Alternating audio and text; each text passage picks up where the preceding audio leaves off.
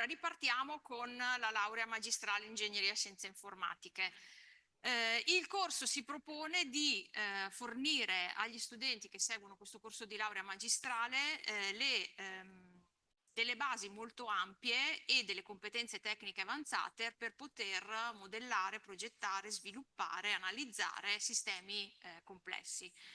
In particolare, la cosa quindi dare delle competenze di base ma anche delle competenze tecniche avanzate. In particolare le competenze tecniche avanzate si concentrano su tre aree principali, che sono la sicurezza dei sistemi informatici, i sistemi informativi e l'ingegneria del software. Questo non vuol dire che i percorsi che potete che i corsi, gli insegnamenti che potete scegliere si concentrano solamente su queste tematiche, ma sono quelle che vengono trattate e che possono essere approfondite in maniera più diffusa, con in più però anche tante altre competenze trasversali che poi vi illustrerò.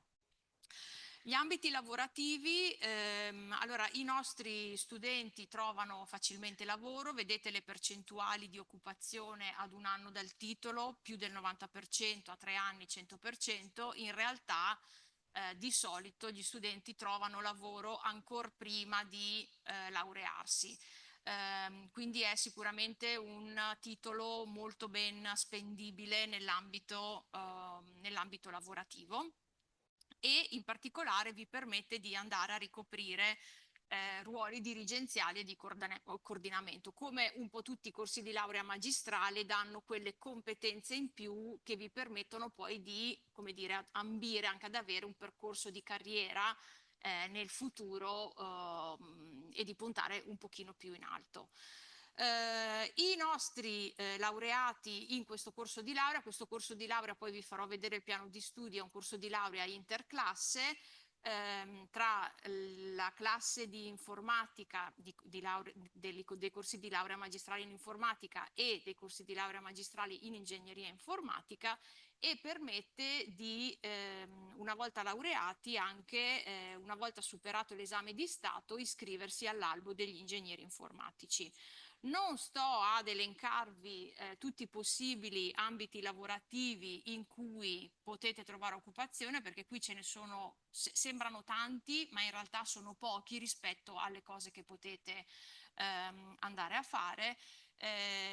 Immaginate ovunque ci sia necessità di una competenza informatica avanzata con particolare specializzazione in ambito sicurezza, in ambito analisi dei dati, sistemi informativi, ingegneria del software. Quindi potrei dirvi che qualunque cosa vi potrebbe piacere fare come lavoro, potrete farlo.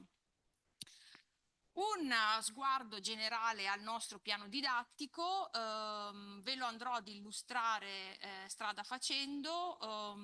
Allora, partiamo dai 2 insegnamenti obbligatori, quindi tutti gli studenti che si iscrivono al corso di laurea magistrale in ingegneria e scienze informatiche, che possono provenire ad avere una laurea triennale in informatica o in ingegneria informatica o un percorso di laurea in cui hanno acquisito almeno 60 crediti in ambito informatico, ingegneria informatico e qui non è indicato ma anche in ambito matematico, devono inizialmente seguire 2 insegnamenti obbligatori e quelli sono obbligatori per tutti, sono proprio quelle basi di cui vi parlavo prima, il punto di partenza, le fondamenta del percorso che poi potrete in qualche modo costruirvi in base alle vostre esigenze.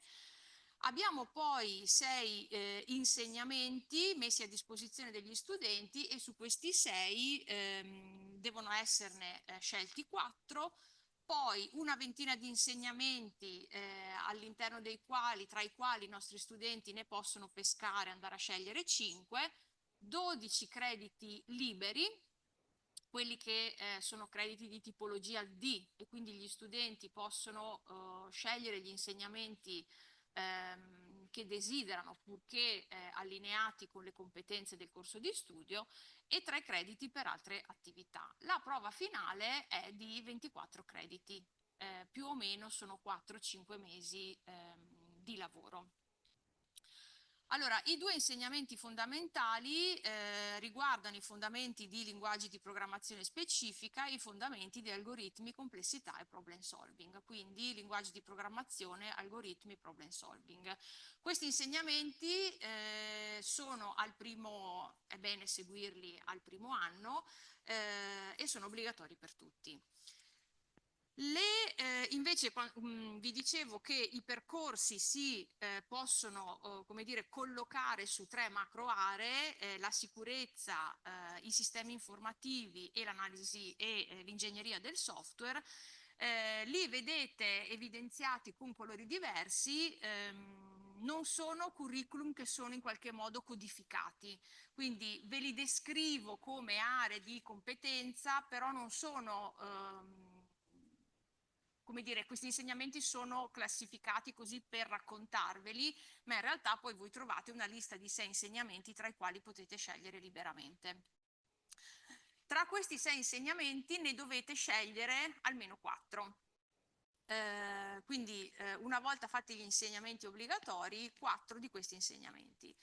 Lo stesso dicasi per i 20 insegnamenti che avete a disposizione a scelta. Anche qui vedete che io li ho suddivisi tra insegnamenti collocati nell'area di sicurezza, insegnamenti collocati nell'area di sistemi informativi, insegnamenti collocati nell'area di ingegneria del software e competenze trasversali.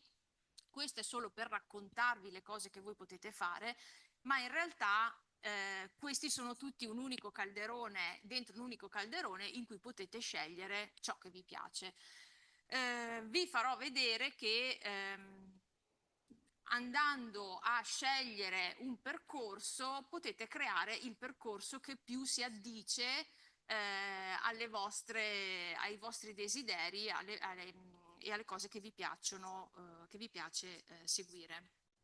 Avete poi 12 crediti liberi, quelli che abbiamo detto sono di tipo D, che possono essere scelti da voi in autonomia tra gli insegnamenti che io vi racconto, quindi all'interno delle cose degli insegnamenti offerti dalla nostra magistrale, ma anche negli altri percorsi di laurea magistrale del Dipartimento, ma anche in altri corsi di laurea magistrale dell'Ateneo. Ovviamente se scegliete insegnamenti della nostra laurea, quelli vanno in automatico in piano. Se andate magari a fare altre cose in corsi di laurea dell'Ateneo, dovete chiedere il parere alla Commissione Pratiche Studenti. Abbiamo poi 3 crediti per le altre attività, che possono essere attività di tirocinio o ulteriori competenze di lingua. Se avete già il livello di lingua inglese B2, dovrete acquisire altre competenze in altre lingue, altrimenti in uscita dalla magistrale dovrete avere il livello di competenza B2 in inglese. Lavoro di tesi, abbiamo detto 24 crediti, stimati 4-5 mesi di lavoro, inseriti nei numerosi gruppi di ricerca del Dipartimento di Informatica e anche in collaborazione con le spin-off e le aziende che lavorano in collaborazione con i nostri docenti nel Computer Science Park. Ok, quindi qui riassunto di tutto quello che vi ho raccontato fino a qui. Io adesso vi farei vedere in che modo voi potete andare a creare dei percorsi molto flessibili, andando a scegliere gli insegnamenti nel vostro piano di studi. Allora, abbiamo detto obbligatoriamente vedrete sempre evidenziati in arancione i 2 insegnamenti fondamenti D, perché abbiamo detto quelli sono obbligatori per tutti. Io poi ho fatto un po' di simulazioni, ho immaginato lo studente a cui piace magari andare a approfondire tematiche relative alla sicurezza e ai sistemi informativi. Allora, uno studente interessato principalmente a queste 2 aree, ovviamente dei 6 insegnamenti a scelta andrà a scegliere i primi 4, quindi la sicurezza del software, cyber security e protezione dati, basi dati avanzati e sistemi informativi aziendali. Volendo proprio concentrarci su queste due tematiche, andrà a scegliere, e vedete evidenziati in verde, i 5 insegnamenti di nuovo legati all'area di sicurezza e all'area dei sistemi informativi. E proprio per completare i pacchetti userà i suoi 12 crediti a scelta, quelli di tipo D, e quelli sono evidenziati in giallo, per completare la tripletta di insegnamenti nell'ambito sistemi informativi e magari nelle competenze trasversali per andare a scegliere organizzazione aziendale. Ok, questo è un tipo di percorso che uno studente interessato a queste tematiche può fare.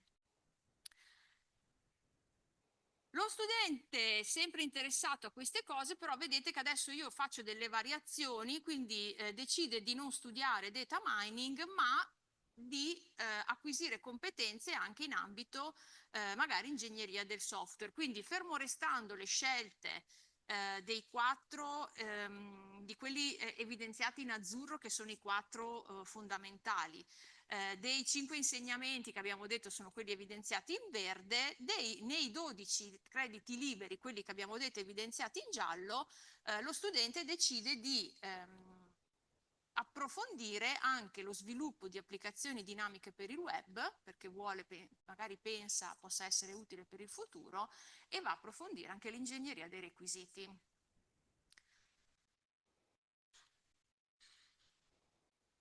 I crediti di tipo D possono essere utilizzati anche per scegliere tra i 6 insegnamenti fondamentali, quindi se io volessi, oltre a tutte le cose che abbiamo già detto, concentrarmi anche sulla progettazione e validazione di sistemi software, potrei pensare ad un piano di studi di questo tipo, in cui oltre alla sicurezza informatica e ai sistemi informativi, mi occupo di andare a vedere in che modo progettare e validare sistemi software, anche andando a scoprire quali possono essere i sistemi software per la dimostrazione assistita. Se invece non magari sono particolarmente interessato ai sistemi informativi e mi voglio concentrare sulla sicurezza e sull'ingegneria del software, ovviamente le combinazioni di insegnamenti cambiano. Quindi tra i 6 insegnamenti andrò a scegliere, oltre a quelli di sicurezza, analisi del software e progettazione e validazione di sistemi software, e lo stesso farò nei vari insegnamenti a scelta, quindi nei miei 20 insegnamenti andrò a vedere che cosa scegliere. Sceglierò tutti gli insegnamenti di sicurezza, tutti gli insegnamenti di ingegneria del software, e poi, perché no, andrò a vedere anche in che modo si possono progettare e sviluppare architetture per lo IoT.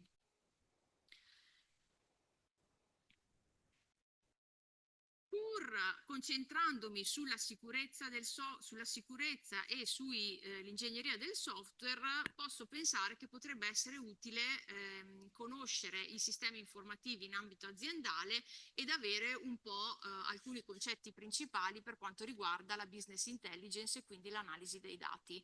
E quindi potrei pensare di seguire comunque il corso di sistemi informativi aziendali e il corso di business intelligence. Vedete che i ragionamenti che sto facendo seguono quello che potrebbe piacermi seguire, quello che vorrei fare una volta laureato, qual è la cosa che mi appassiona di più. La caratteristica di poter creare il percorso flessibile avendo a disposizione tutte queste scelte è quello che fa sì che voi, a parte i 2 insegnamenti fondamentali obbligatori, abbiate veramente molta flessibilità nella scelta, nella costruzione delle vostre competenze tecniche avanzate. Quindi veramente potete seguire le vostre inclinazioni.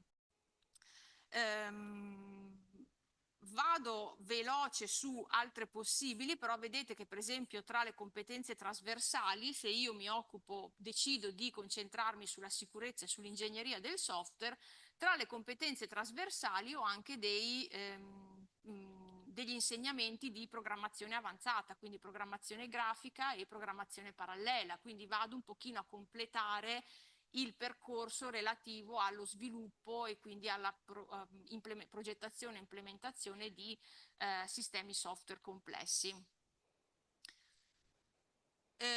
Ovviamente le tre macro aree le posso combinare a piacere. La cosa che potete pensare e che è importante, tra le competenze trasversali io non sono stata ad elencarvele perché poi voi potete andare a vedere il piano di studi sul nostro sito, trovate tutte le informazioni. Ci sono anche competenze che derivano magari da percorsi di laurea, dagli altri corsi di laurea magistrale, quindi per esempio machine learning ed intelligenza artificiale sono competenze che non sono il focus di questo percorso, ma che uno studente che segue il corso di laurea magistrale in ingegneria e scienze informatiche può comunque acquisire e magari è interessato a comunque studiare, capire, conoscere anche qualcosa di intelligenza artificiale e di machine learning. Vedete che in questo percorso io ho usato i miei 12 CFU, i 12 crediti a scelta per scegliere tra le competenze trasversali il corso di machine learning e il corso di intelligenza artificiale. Questo per ampliare le competenze e diciamo andare a potenziare anche quelle che sono le competenze trasversali. Vado avanti per dirvi che ovviamente non per forza devo avere un interesse per due delle tre aree che io vi ho descritto. Posso crearmi un percorso completamente personale, svincolato dall'idea di voler acquisire le competenze in sistemi informativi, ma vado proprio a crearmi il percorso sulla base delle cose che mi interessano di più. Quindi per esempio dei 6 insegnamenti vedo che mi piacciono sicurezza del software, basi di dati avanzate, sistemi informativi aziendali, analisi del software. Vedete che vado a coprire le competenze di tutte e tre le aree che vi ho descritto all'inizio. Lo stesso posso fare con i miei 5 insegnamenti a scelta, quindi vedete che non scelgo in base a quella macro area che vi ho raccontato, ma scelgo proprio in base a quello che mi piace pensare di studiare, in base alle competenze che io voglio acquisire.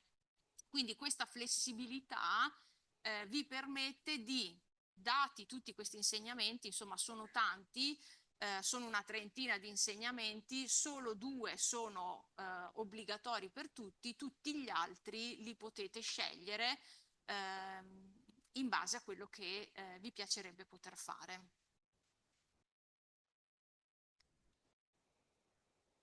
Ok, tutte le informazioni relative al corso di laurea lo trovate nella pagina web della didattica del Dipartimento di Informatica. Se avete domande, adesso rispondo sicuramente, ma anche se avrete domande in futuro potete scrivermi. Io volentieri rispondo agli studenti che magari hanno dei dubbi su che cosa scegliere, che cosa potrebbe essere interessante e quali opportunità ci sono. A volte confrontarsi permette di chiarirsi le idee sulle cose che si vogliono fare. C'è anche la segreteria dei corsi di studio e se andate sul nostro canale YouTube trovate anche una serie di video che vi descrivono sia il corso di laurea in ingegneria e scienze informatiche, ma anche tutti i nostri corsi di laurea. Quindi trovate il link anche dalla pagina della didattica, quindi quella che potete trovare dall'home page del Dipartimento seguendo il link orientarsi o comunque didattica, e così vedete insomma le cose che facciamo. Se avete domande, prego. Ok, sono le due classi di laurea. Questo, come dicevo all'inizio, è un percorso interclasse. Quindi vuol dire che lo studente in fase di immatricolazione può scegliere se immatricolarsi nel corso di laurea della classe di laurea di informatica o di ingegneria informatica. Statisticamente quasi tutti scelgono di immatricolarsi sull'ingegneria informatica. A livello del percorso che si può creare è completamente indifferente. Cambia la classe di laurea del titolo che andrà a acquisire alla fine. Quindi nel momento in cui io immatricolo scegliendo come classe di laurea l'ingegneria informatica, io alla fine avrò un titolo di laurea magistrale nella classe delle lauree di ingegneria informatica. A livello di percorso e anche della possibilità di iscriversi all'albo degli ingegneri non cambia nulla. È una scelta personale. Prego.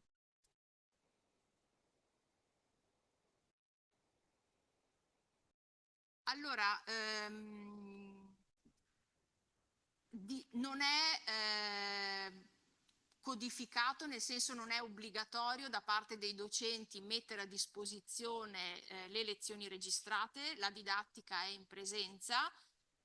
Sulla piattaforma Moodle c'è tutto il supporto materiale per gli studenti, compresi per alcuni docenti anche le lezioni registrate. Dipende da docente a docente, è proprio una scelta del docente.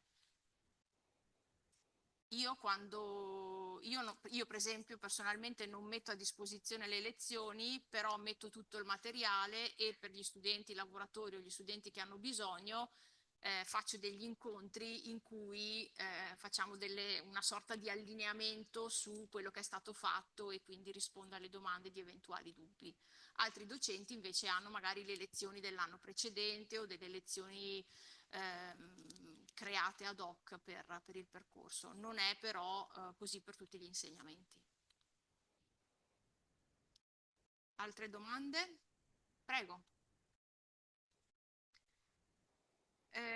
Il talkie però è per l'iscrizione alla triennale, non alla magistrale. Per accedere alla magistrale serve la laurea triennale in informatica, in ingegneria informatica o con un numero di crediti negli ambiti che, come vi dicevo prima, ingegneria informatica e matematica. Quindi quella è per la triennale. Altre domande? Prego. Sì. Sì. Allora, se hai il B2 non devi fare il corso per il B2 perché il livello richiesto per l'inglese è già raggiunto. Si può fare il tirocinio oppure, quindi un lavoro anche in ambito aziendale volendo, oppure puoi acquisire ulteriori competenze linguistiche, non so, spagnolo piuttosto che tedesco, piuttosto che...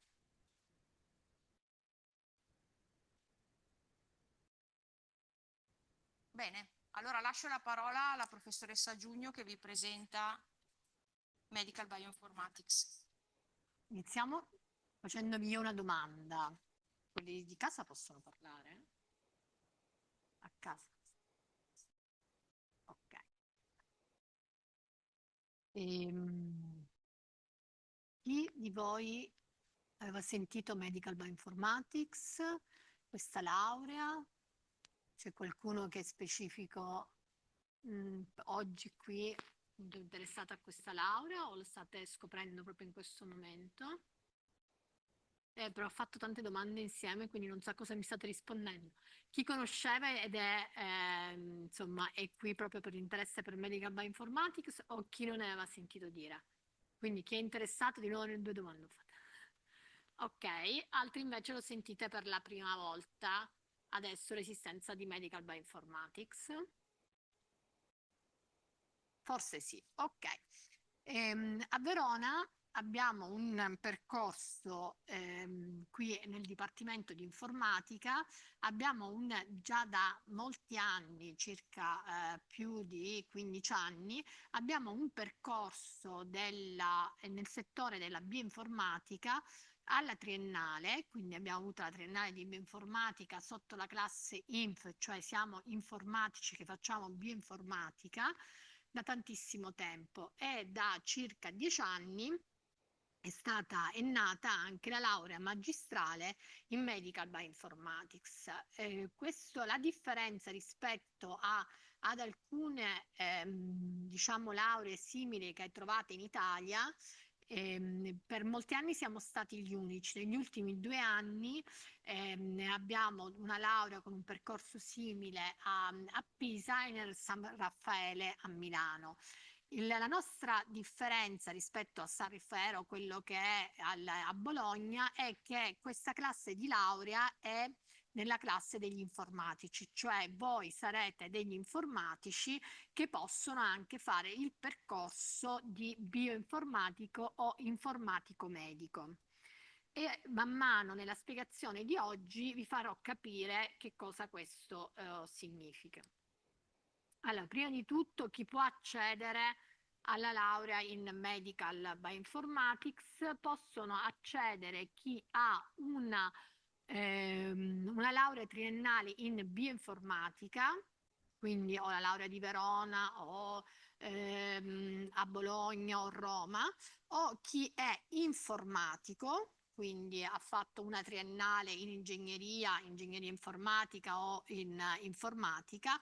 Non possono accedere chi è laureato in biologia o in altri settori simili se non ha un tot di numeri di crediti in informatica. Questo perché? Perché, come vi avevo detto nella premessa, voi sarete degli informatici che sanno tanto anche di medicina e biologia, ma di base dovete avere tutte le skill di un informatico, ok? Quindi a Verona abbiamo delle lauree magistrali da un altro dipartimento, che quello di biotecnologia, che si chiama per esempio Molecular Medical Biotechnology. Loro naturalmente non hanno la richiesta dei crediti di informatica per l'accesso, perché perché il laureato in Molecular and Medical Biotechnology è un bioinformatico, ma da un punto di vista diverso. Loro non fanno sviluppo di algoritmi, di metodologie per l'analisi di dati o per lo sviluppo di una metodologia applicata in ospedale. Loro utilizzano le metodologie che diciamo, i medical bioinformatics del Dipartimento sviluppano, o gli altri insomma informatici dal punto di vista INF sviluppano. Quindi chi si iscrive nel nostro percorso è qualcuno che non è tanto vuole utilizzare dei metodi, ma vuole contribuire alla creazione, cioè vuole imparare tutte le skill per essere anche capace di programmare algoritmi innovativi per l'analisi di dati biomolecolari. Poi naturalmente ci sarà anche la parte dello studio di saper usare tutto ciò che già esiste e saperlo applicare e interpretarlo nel settore medico e biologico. Iscritti alla Medical Bioinformatics, perché si chiama Medical Bioinformatics? Perché di base avete, adesso parliamo nel dettaglio dei corsi di informatica, e poi avete dei corsi che voi potete scegliere per specializzarvi a diventare più un bioinformatico o un informatico medico. Un bioinformatico è più quella figura che lavorerà per l'analisi di dati di trascrittomica, di spatial trascrittomica, tutti i geni, proteine, insomma analisi di questi dati che vengono da next generation sequencing, quindi che vengono dalle vostre cellule che i biotecnologi poi andranno a sequenziare. Voi avete i dati, dovete analizzarli.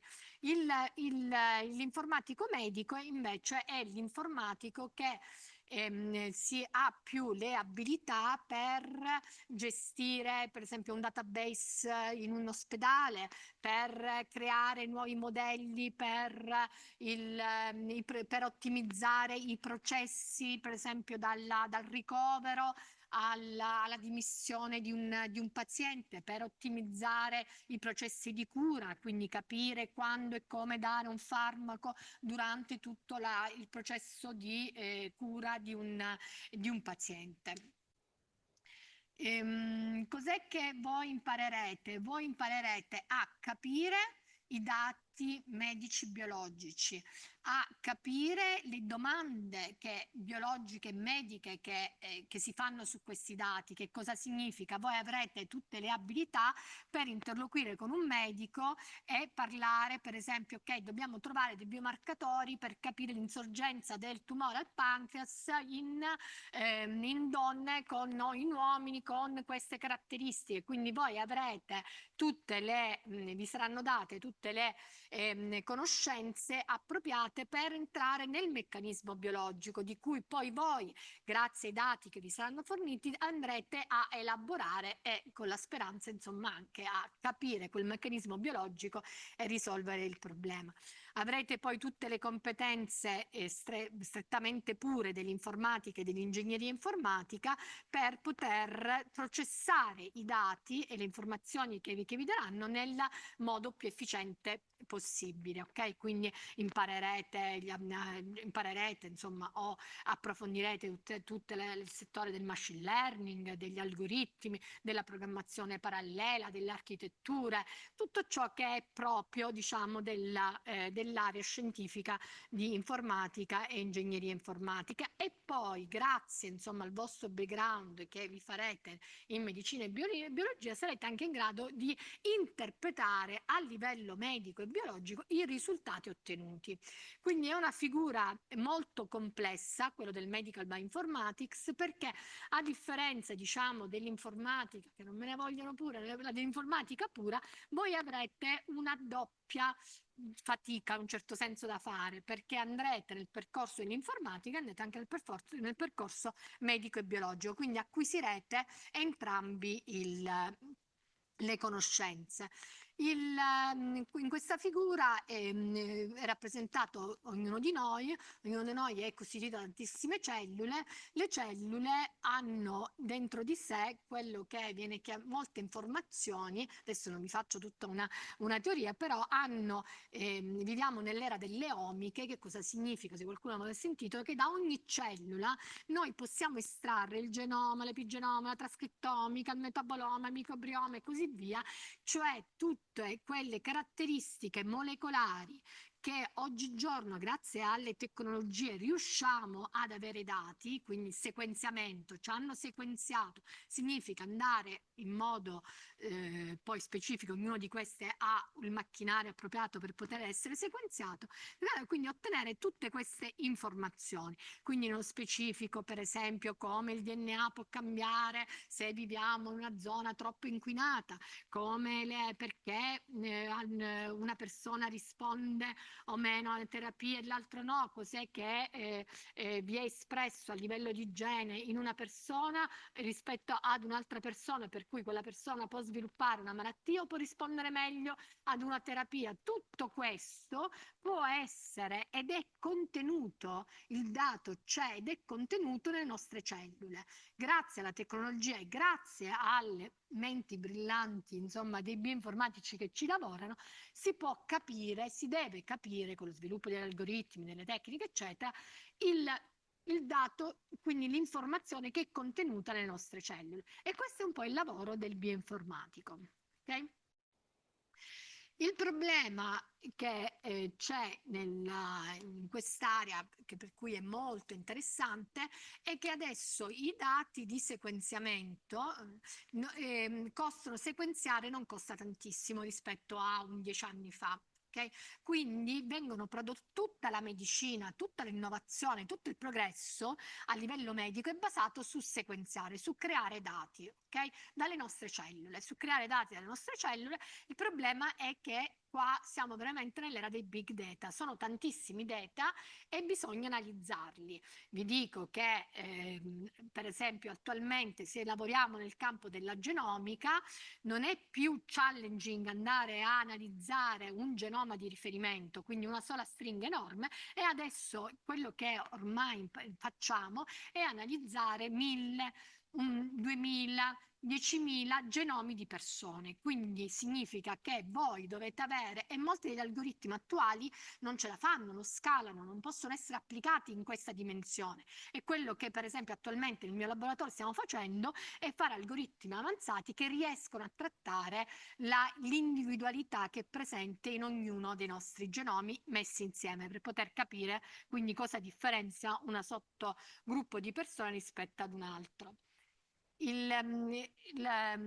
Un'altra caratteristica molto che voi imparerete, insomma, imparerete tutti gli strumenti per poter ehm, anche risolvere è la seguente. Se io, come vi ho detto, alle cellule noi possiamo andare a estrarre diverse informazioni, l'espressione genica, le proteine, e i microRNA e così via. Se io analizzo ognuna di queste omiche a parte, quindi analizzo solo l'espressione dei geni e così via, è come cercare di capire un fenomeno, quindi capire un elefante, ma guardando alla cieca e potendo toccare soltanto una piccola parte di questo oggetto che non conosco e devo indovinare che cos'è. Naturalmente questo sarebbe molto più difficile che riuscire a togliermi la benda e riuscire a guardare tutto l'elefante in sé. Questo è quello che si chiama la necessità di sviluppare algoritmi e metodologie per l'integrazione dei dati, perché se io guardo solo all'espressione dei geni o alla mutazione, per esempio, di un gene, io non riesco a capire nella totalità quell'effetto biologico. Vi faccio un piccolo esempio che magari capite meglio. Voi sapete che esiste naturalmente il tumore al seno, sapete perché, insomma, molte VIP, eccetera, ne hanno parlato, ne hanno bla bla bla, e sapete che esiste un gene, okay, che se vi è questa mutazione, che molte, per esempio, donne VIP, diciamo, comunemente non si fa, cioè le persone normali non facciamo, però comunemente le VIP, che molte VIP hanno ehm, diciamo, si sono sottoposte a un intervento molto invasivo che è appunto l'esportazione della ghiandola mammaria, pur non avendo in atto il tumore al seno perché avevano una predisposizione familiare, quindi alcuni in famiglia avevano avuto il tumore al seno e loro presentavano in un gene, noi abbiamo 20.000 geni, ok? Che in un gene presentavano una mutazione. Studi hanno dimostrato che la presenza di questa mutazione in quel singolo gene può portare al tumore al seno.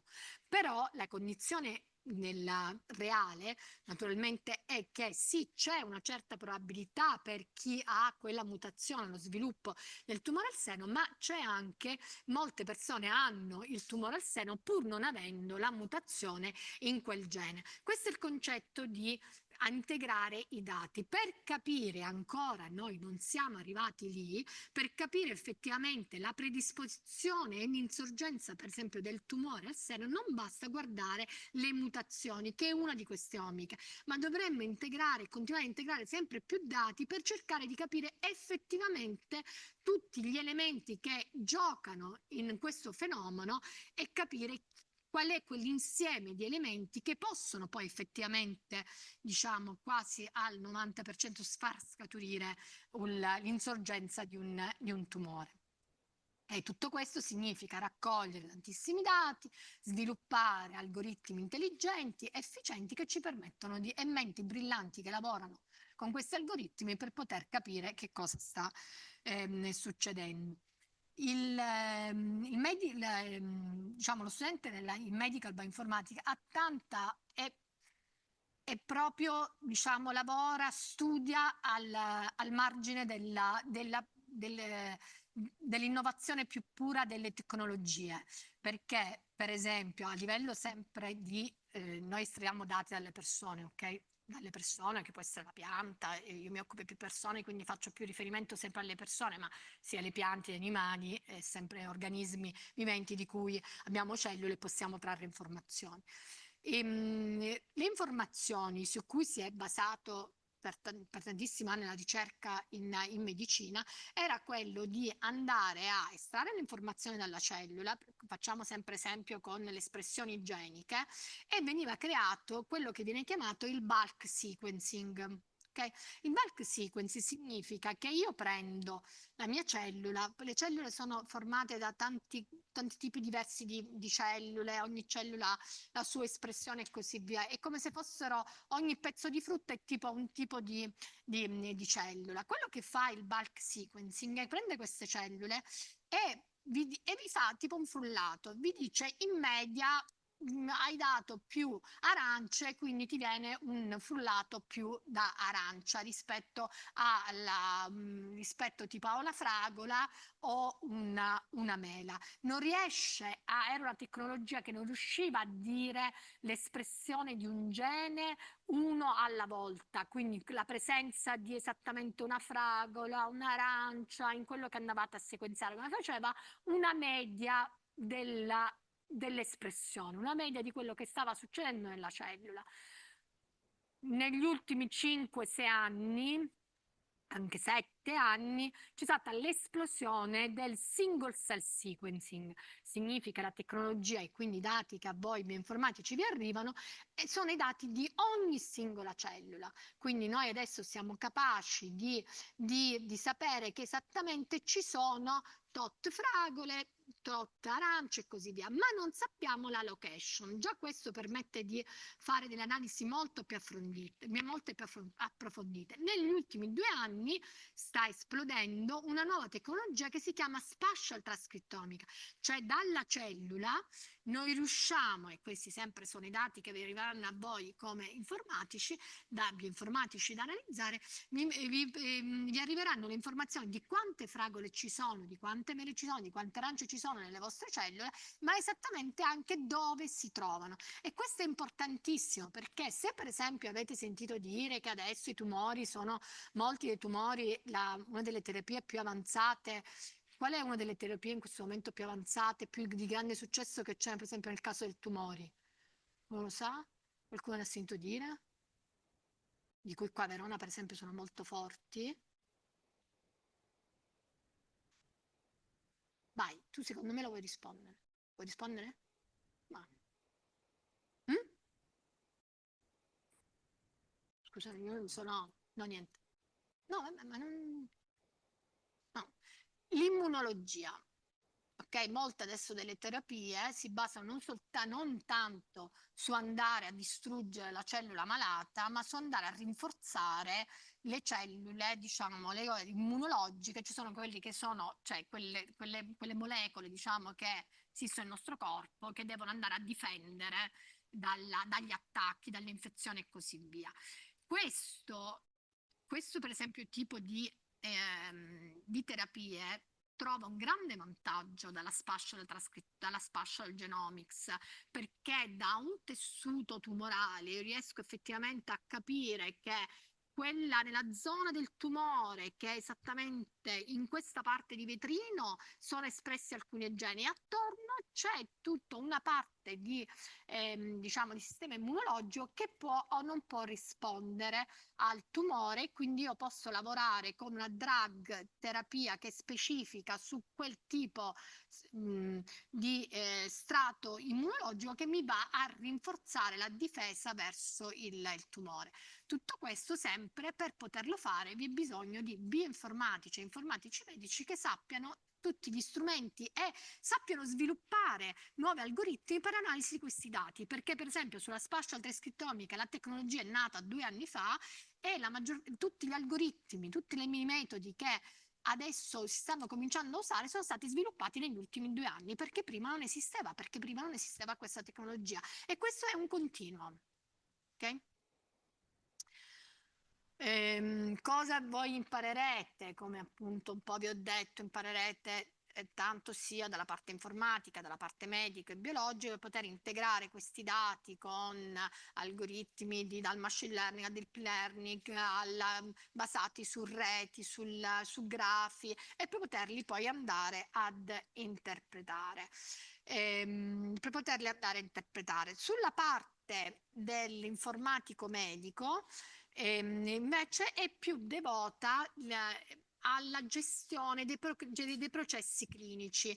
qua voi vi dovete immaginare che sarete all'interno dell'ospedale, ok? Sarete quello che va a sviluppare le metodologie per poter ottimizzare tutti i processi che possono esistere all'interno di un ospedale, ok? Quando mi conviene andare a ricoverare una persona, cioè non mi conviene per esempio ricoverarla 3 giorni prima, se poi l'intervento per esempio viene fatto quel giorno, cioè voi andate a studiare il flusso di tutte queste informazioni, andate a studiare degli algoritmi per poter ottimizzare tutto il processo che sta all'interno della cura clinica.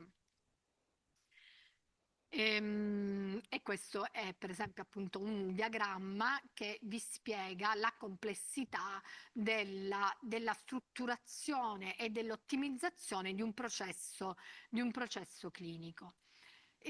Questa slide invece si concentra su un altro tipo di dati. Ho parlato più sulla parte dei dati che vengono dalla cellula o il dato clinico in un ospedale, questo è invece tutto il dato dell'imaging, perché molta della diagnostica che esiste in Italia è diciamo una delle più promettenti, è basato sull'imaging, fare le TAC, le radiografie, le ecografie, eccetera.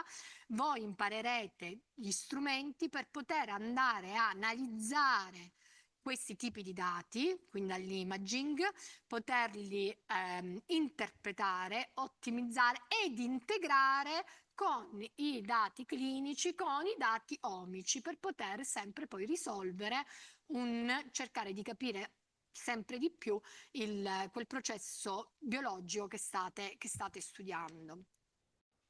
Quindi la complessità di questa laurea del lavoro del medical bioinformatics è proprio questa varietà di dati che voi andrete a gestire ed integrarli, e di base acquisirete tutti gli strumenti puri dell'informatica e dell'ingegneria per poter svilupparle e integrare.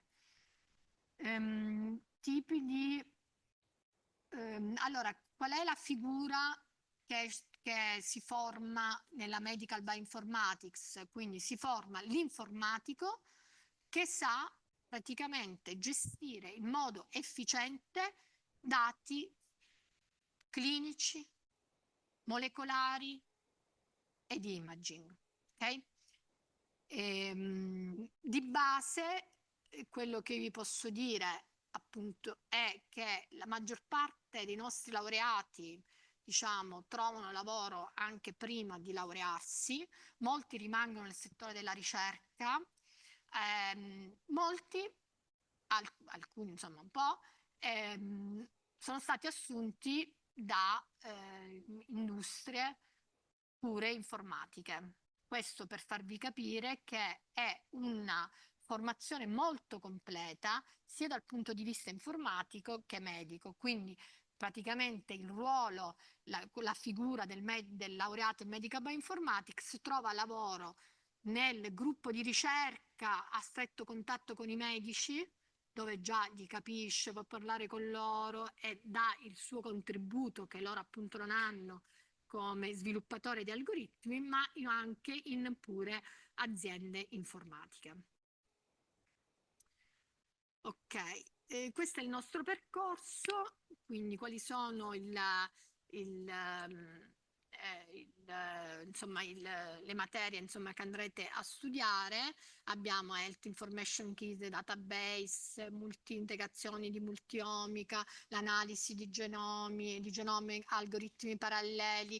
Poi abbiamo, non so appunto sì, voi lo vedete, abbiamo programmazione, machine learning, algoritmi, quindi avrete un po' di corsi fondamentali da fare di pura informatica e poi dei corsi a scelta che poi sceglierete voi su, come dicevo, più orientati verso la figura del bioinformatico, più orientati verso la figura dell'informatico medico per la gestione di dati e di processi clinici. Poi avete anche lo stage da fare, molti da noi i nostri studenti sviluppano la tesi anche in collaborazione con laboratori esterni davvero al Dipartimento, quindi che possono essere o centri ospedalieri o gruppi di ricerca sia in Italia sia aiutare al di fuori, diciamo, del Dipartimento di Informatica, quindi per dire i vari gruppi di medici che abbiamo qui nell'ospedale di Verona, come può essere a livello nazionale, o gruppi di ricerca sia europei che stranieri.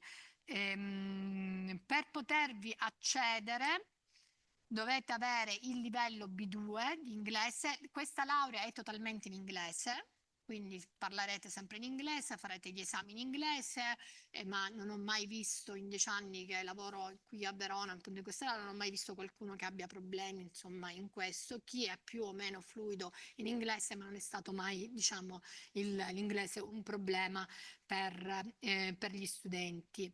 Ok.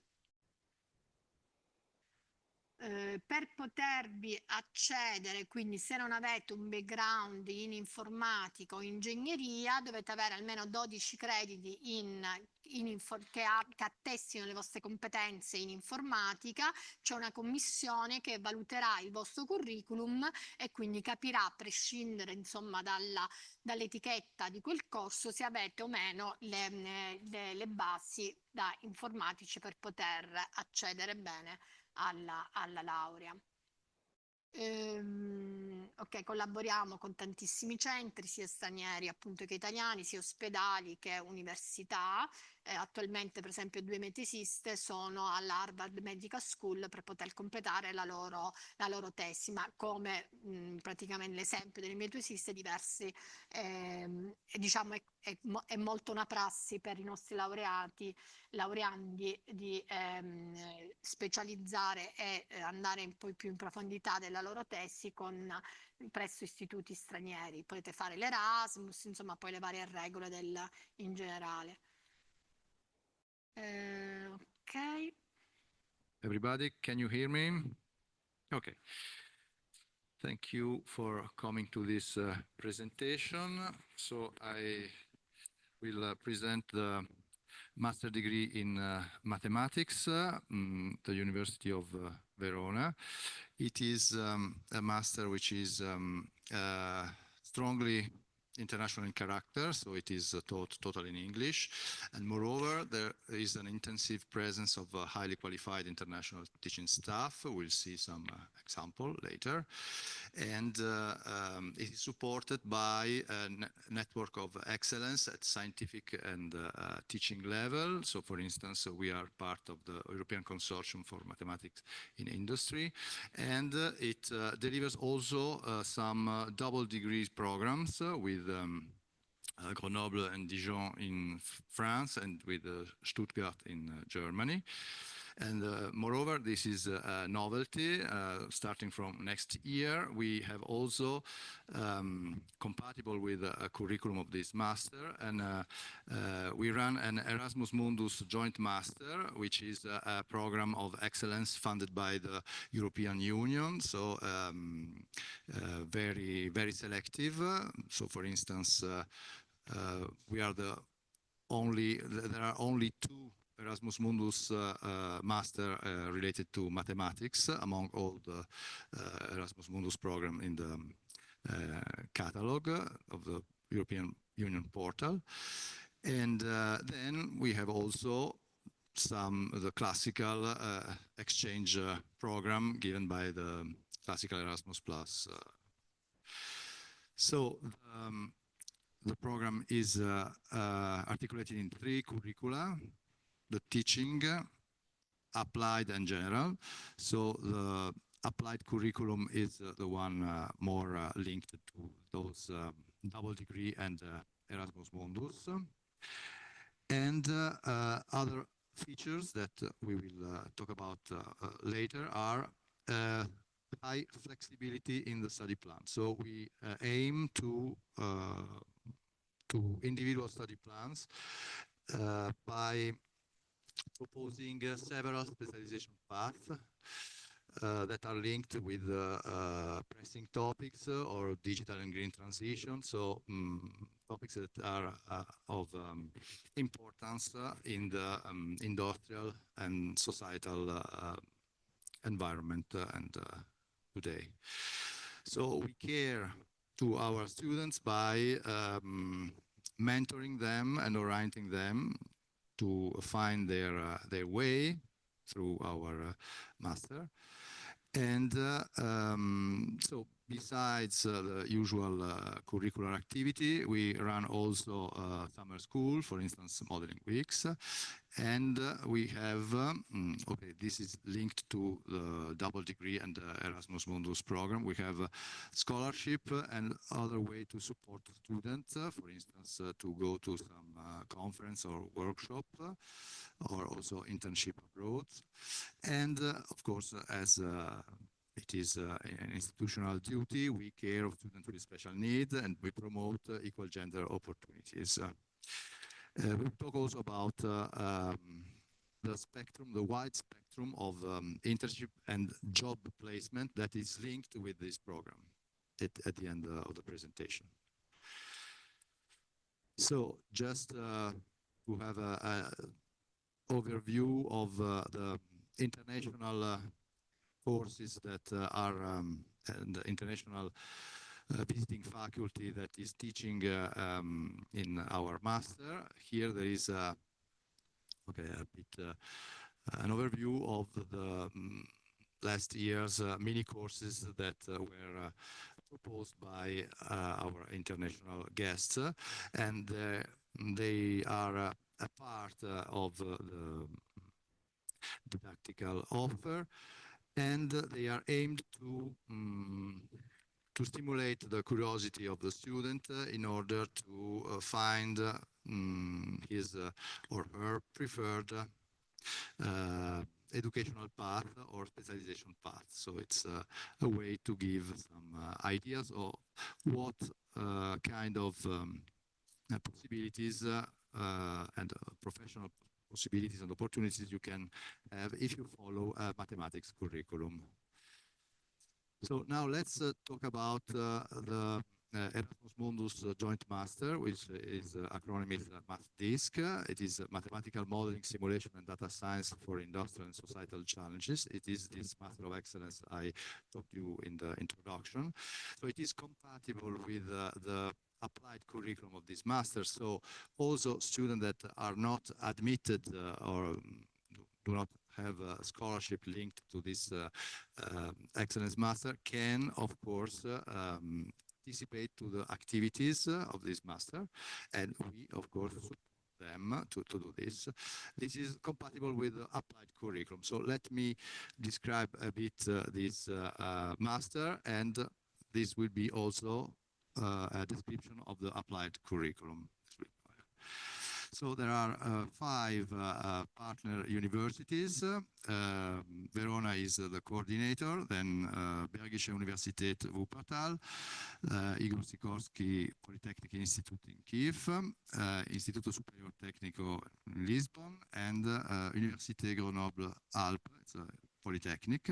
So those partner institutions run, okay, there are postcards if you are interested in the variety of our geographical variety of our partner. It is, okay, classical master degree program, but it is fully integrated in the partner institution in the sense that there is a, for people officially participating to this, officially enrolled in this program, mobility is compulsory. So, and this fact entitles the student to have to be awarded a multiple degree according to the mobility path through the partner institution. So, and degrees that are delivered in this special master are, of course, the master degree in Verona, but also master degree in computer simulation science at Wuppertal, in applied mathematics at Kiev, in mathematics at Lisbon University, and in mathematics and application in Grenoble. So the idea of this program is to provide a high-profile training in a mixture of mathematical, computational, and data science or AI-related skills that are essential today to handle the complex problem that we encounter in this era at the level of industry, economy, and also society. And the philosophy, general philosophy of this master is to integrate three fundamental technologies that should enable the student to avoid reskilling along the professional career. So here you learn the foundation and the principle that govern modeling optimization, computing and simulation, data science and AI, so that in the future, when there are revolutions, technological revolution or theoretical revolution, you are able to understand them and update your skills in, let's say, without effort, because you master the principle. So the slogan of this master is master the math and master your future. So if you know the underlying mathematical structure and of all these data science and AI methods or simulation, the computational methods, you have the keys to open all the doors of the future technological innovation. So I talked about individual study plan and the possibility to devise a specialization path within the applied curriculum. So one can think of 8 main paths related to the digital and green transition, so that are relevant for the job market and also for the society in general. So there is this one is computational intelligence and complex system optimization, which is a mixture of math, numerical mathematics, and computer science and programming skills. Then high performance computing, or quantum computing and computational fluid dynamics. Scientific machine learning, which means it's not just a machine learning technique at the user level, but you know the foundation, the principle underlying all the machine learning techniques. Then computational finance and economy, circular economy. Energy markets. Energy is an asset that is key in this epoch.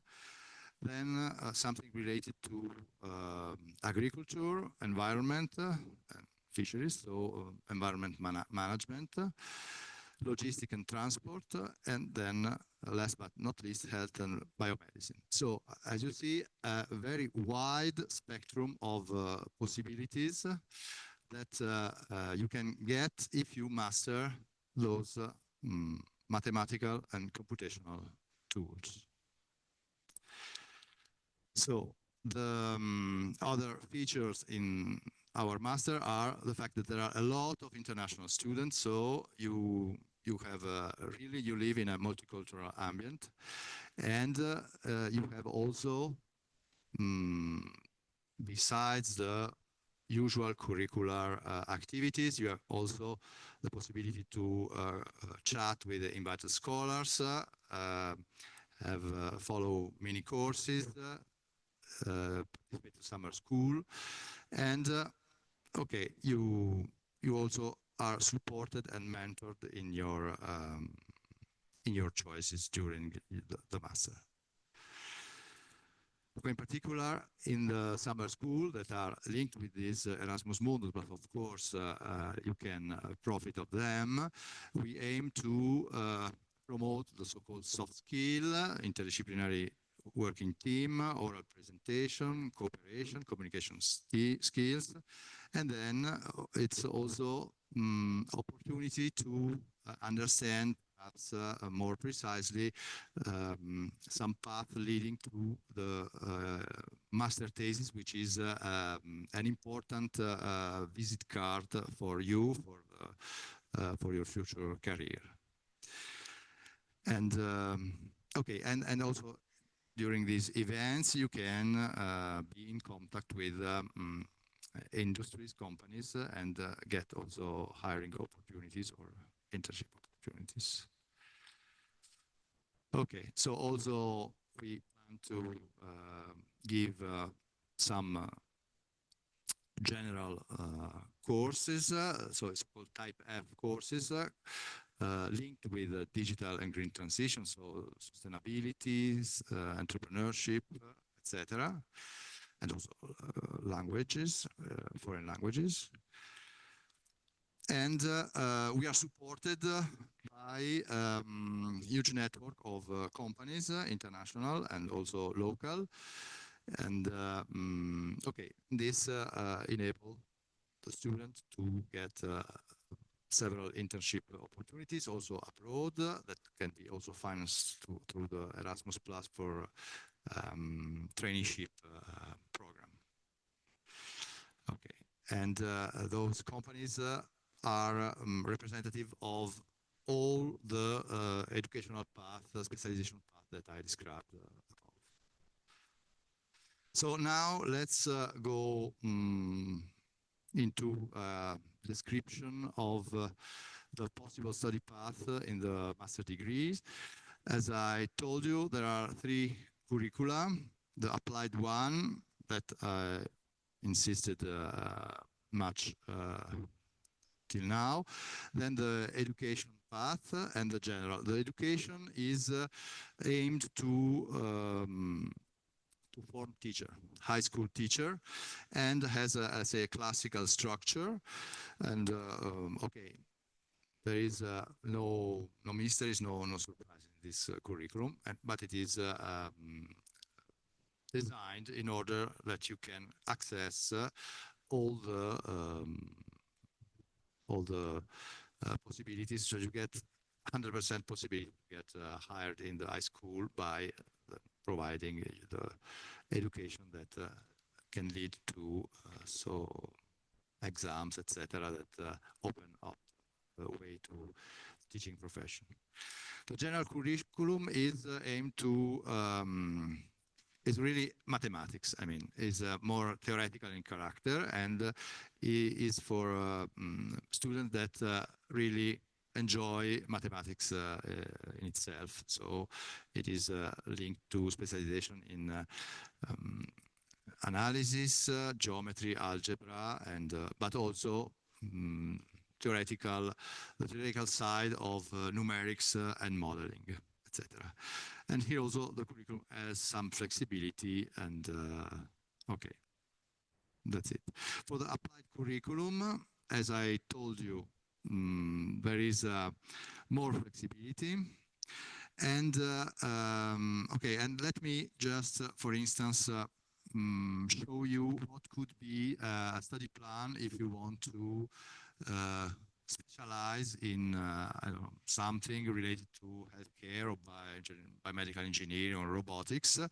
So you would choose some core mathematical foundations that are more or less mandatory, and then you should choose some exams, let's say, inherent to the data science and statistical methods. Here there is a list. So all those exams are listed in the web page of the master. Actually, it is not one strike to reach this page, because the links leads you to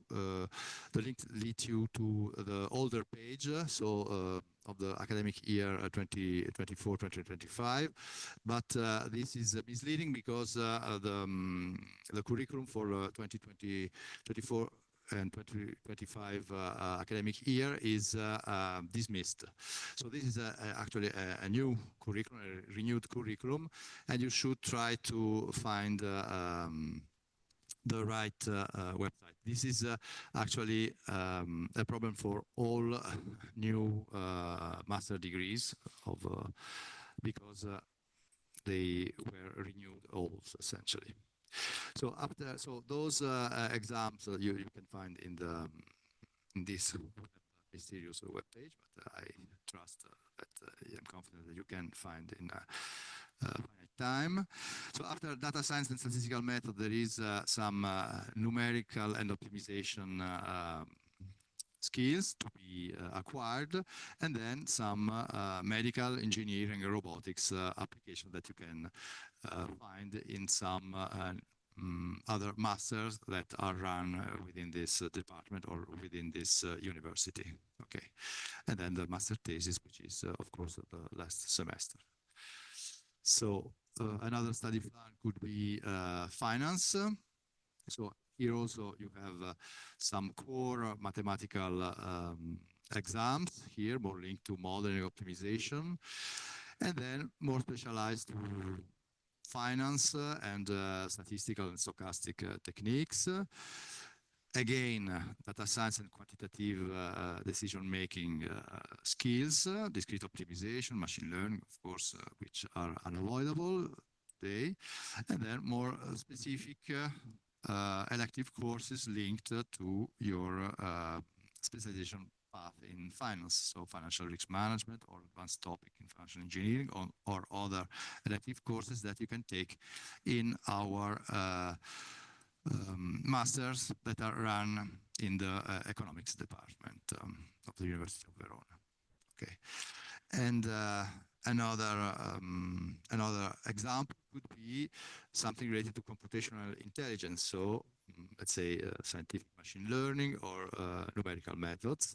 Here also you have a foundational part, let's say, on mathematics and numerical modeling, then something more linked to scientific computing. So there is also programming skills for parallel programming, but also numerical differential equation, etc., numerical linear algebra.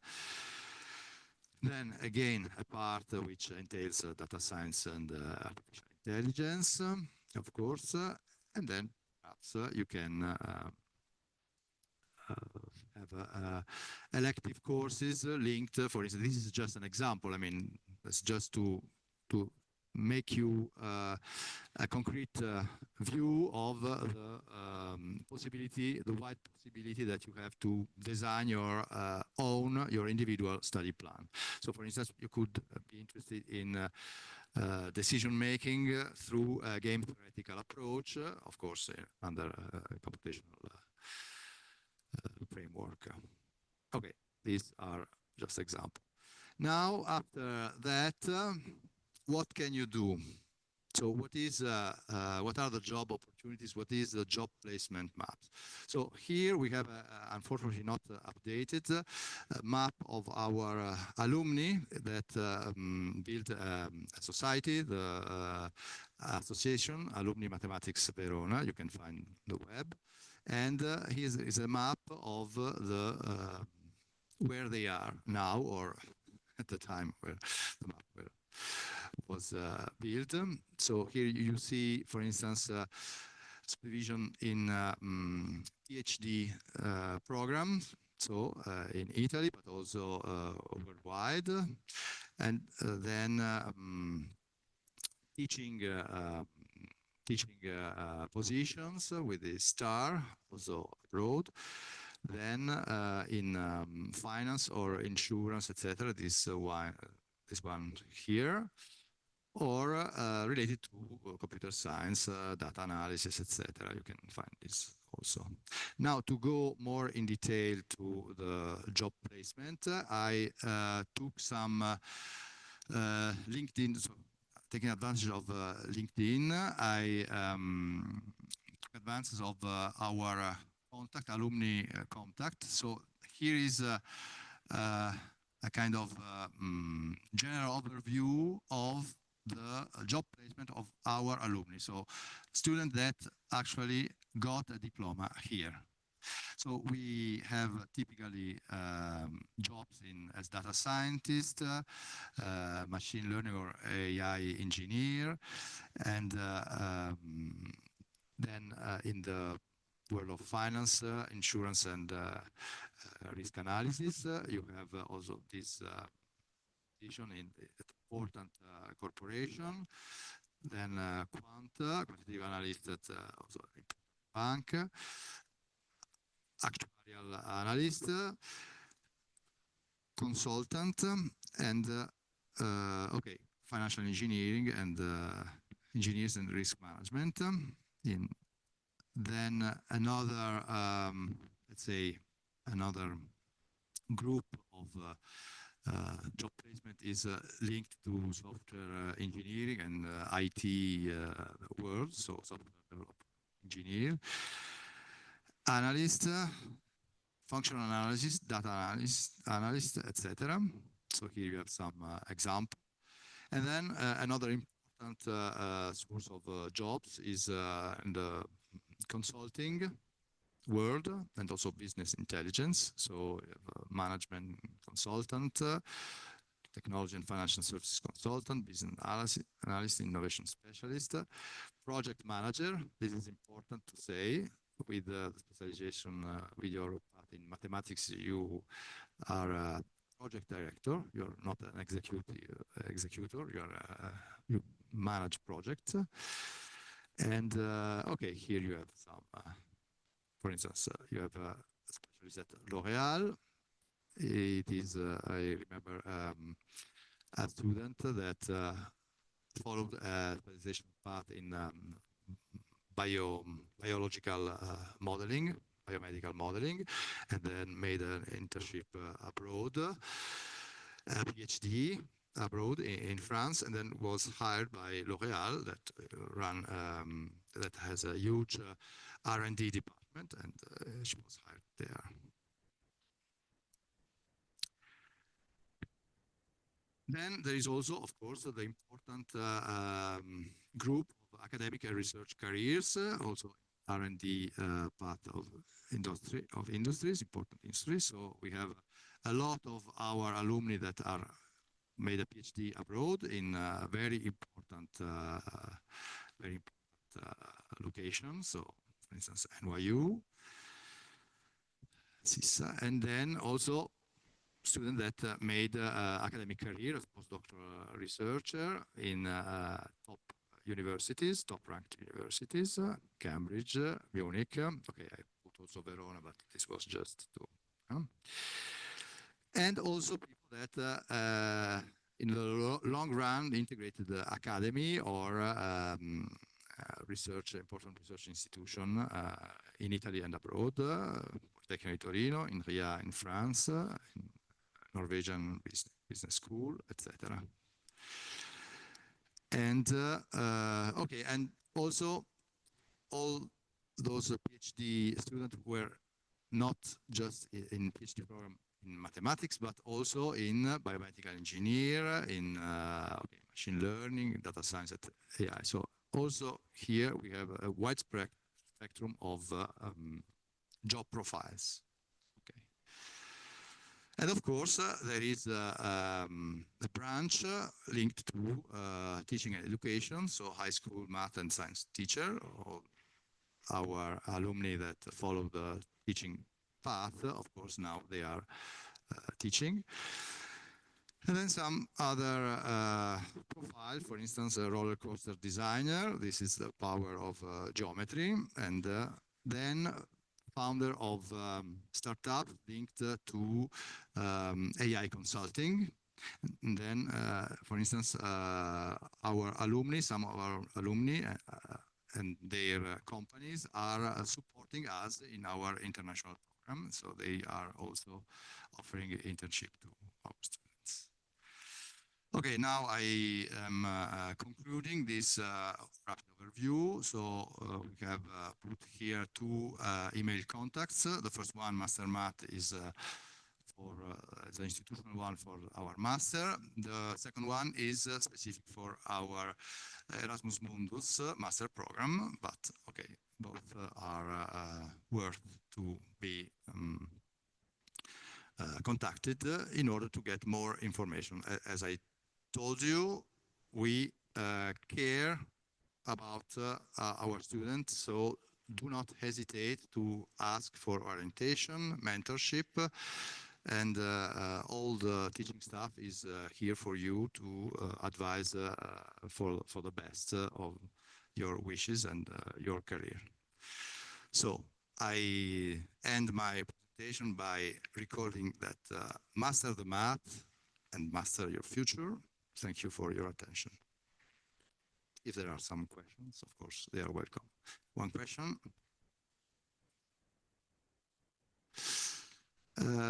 Math Disk, o questo è Erasmus Mundus? Per la magistrale? Sì.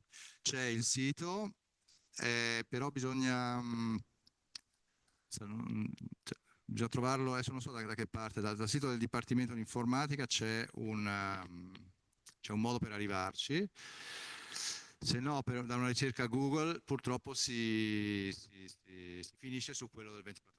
Quindi bisogna partire dal sito del Dipartimento di Informatica, la parte che riguarda l'offerta formativa, e da lì si dovrebbe riuscire ad arrivare al sito nuovo. E lì avete l'elenco più dettagliato degli esami e dei gruppi di esami, dei gruppi di scelte che potete fare per appunto costruire il vostro percorso. Ecco.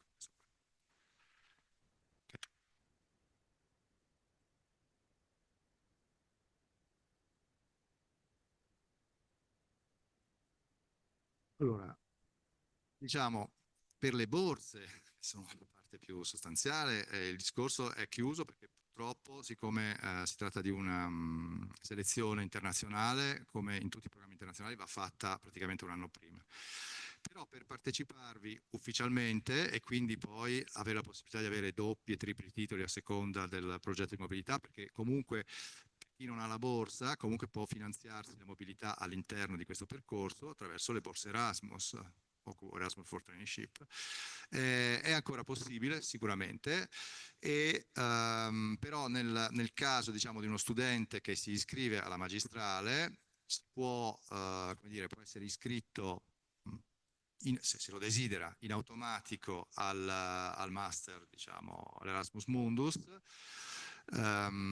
Su richiesta, insomma, viene a chiedere al coordinatore, ecco, e si vede, perché comunque se siete stati selezionati per la magistrale, comunque avete un curriculum compatibile con le altre sedi, quindi siete accettati in linea di principio anche dalle altre sedi, quindi non è un problema da questo punto di vista.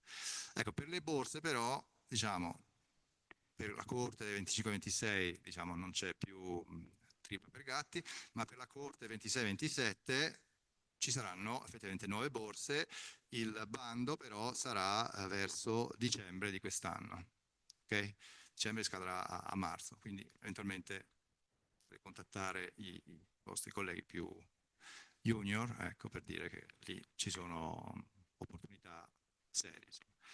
Ci sono però ancora anche le borse per i doppi titoli, diciamo quelli classici che abbiamo, insomma. Ecco, quelle. Other questions? Comments? So thank you for your attention, and I let the micro and the word to Professor David.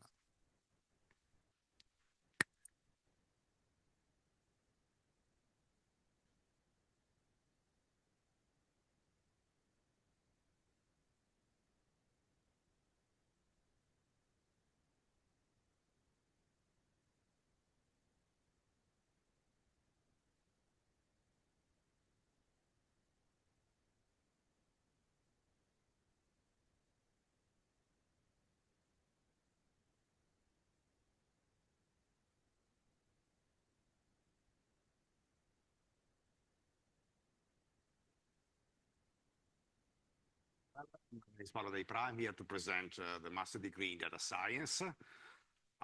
So I will give a short presentation of the program, then I will leave the floor to 2 students and former students in order for you to have the possibility of getting some direct experience. Okay, so let's see. Okay, so first I would like to describe a little bit how the program is structured.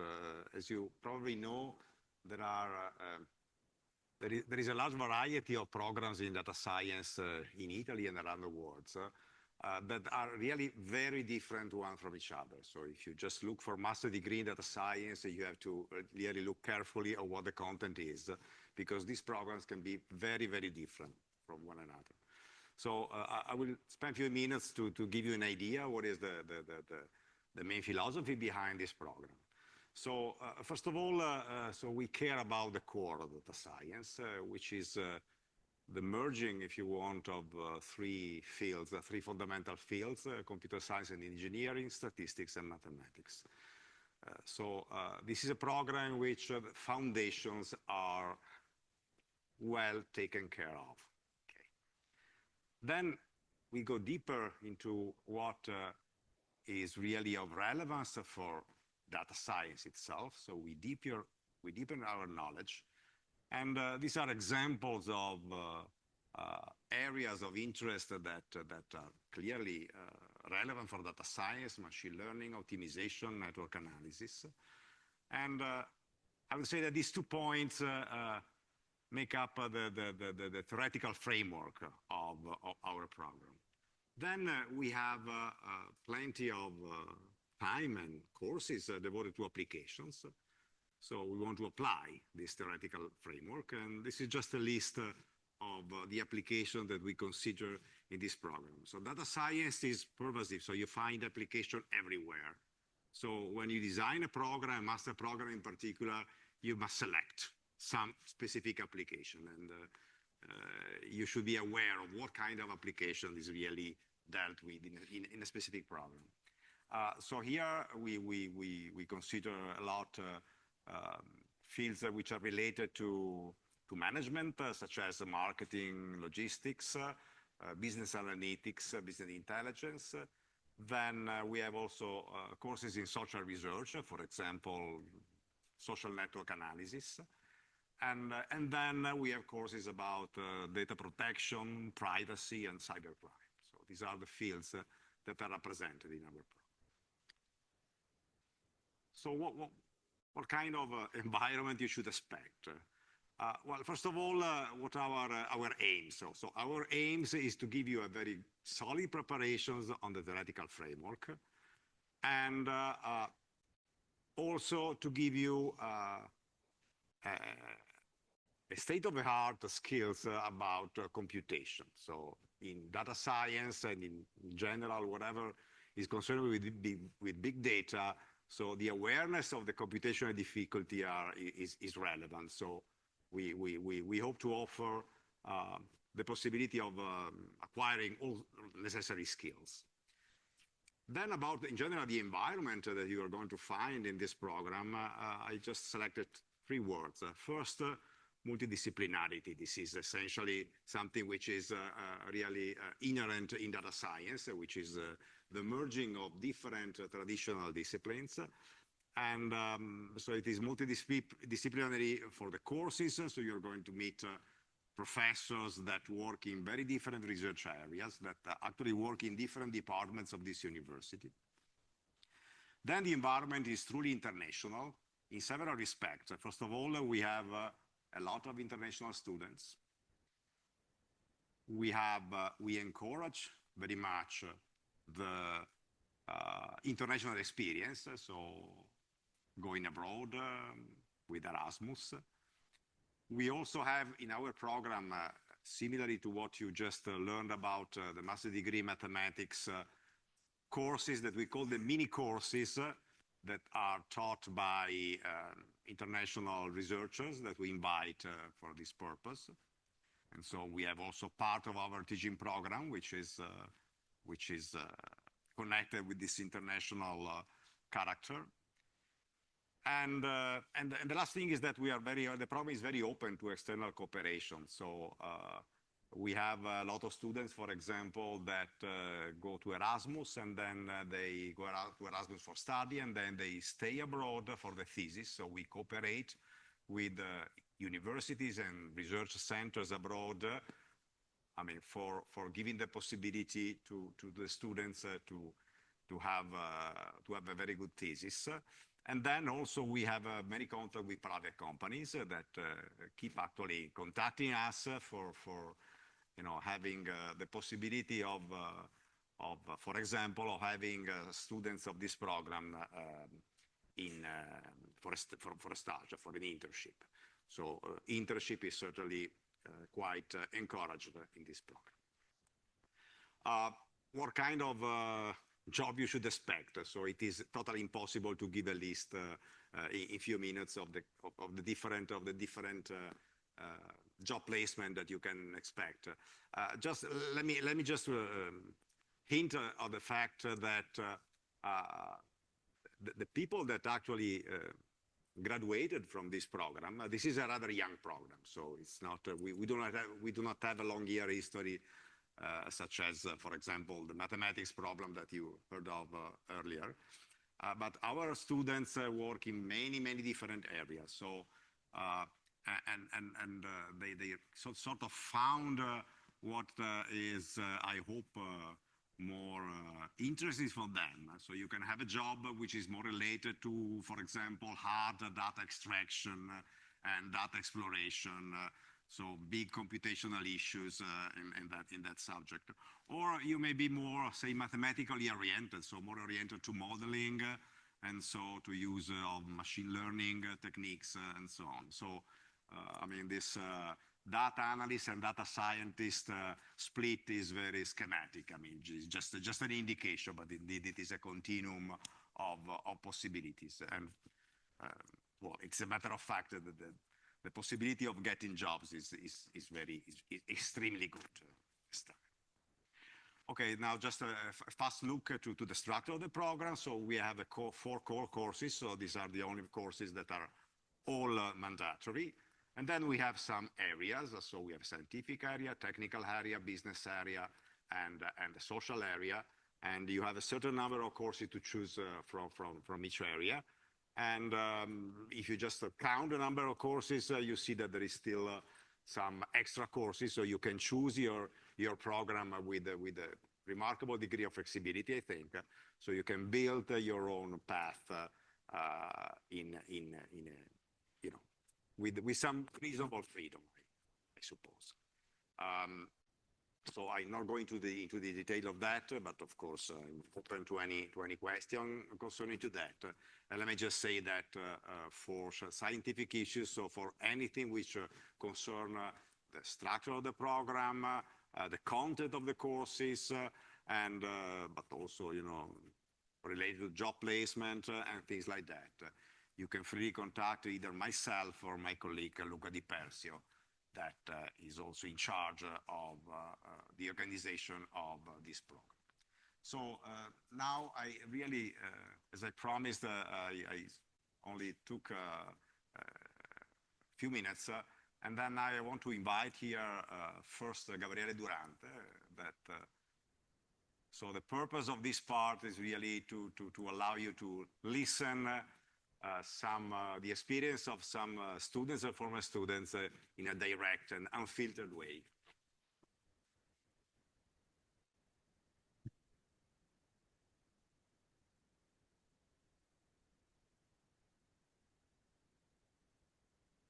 Thank you, Professor Depro. Hello to everyone. My name is Gabriele, and I'm currently a master's student's degree in data science here in University of Verona, and I'm here today with you guys to share my experience, my Erasmus experience in Oslo, in Norway. So basically, when people hear about Norway, they probably think about cold, snow, and people that eat fish at breakfast. I mean, that's all true, but it was also one of the best experiences of my life, and I'm here to share it with you guys. I decided to went there because I want to try something different, a university, a different country, but also because I want to change the usual routine, as you may imagine. But also because I'm really interested in data science and AI, so I want to look at this kind of fields. Basically, when I was there, I took different courses, also related to this program. Basically, I took a course in deep learning, in natural language processing or NLP, and of course, stats. That I think it's the main course and lecture that you will be looking this kind of course. I mean, the courses were more hands-on because we had a lot of project and group project. For example, in NLP, we build a lot of RAG models, if you are into this kind of IT terms, and we work on large language models. That is not just using ChatGPT, guys, but it was like built from scratch, this kind of structure, and work with the vector database and retrieval pipelines, those kind of stuff, and was really, really interesting. But also, for example, in deep learning, we me and my group work on a model that was able to detect, was a computer vision model that was able to detect volcanoes on Venus. So was really interesting because we work on radar satellite data and satellite data. That was really, really fun. A little bit tricky, but was really fun. And what I can say is that, I mean, the academic system is really different, but in a good way, because as I said before, you have the opportunity to work with a lot of projects and hands-on things, and of course a lot of coding. And you have the opportunity to enroll in different hackathons. So if you're interested in this kind of stuff, I suggest you to do this kind of experience.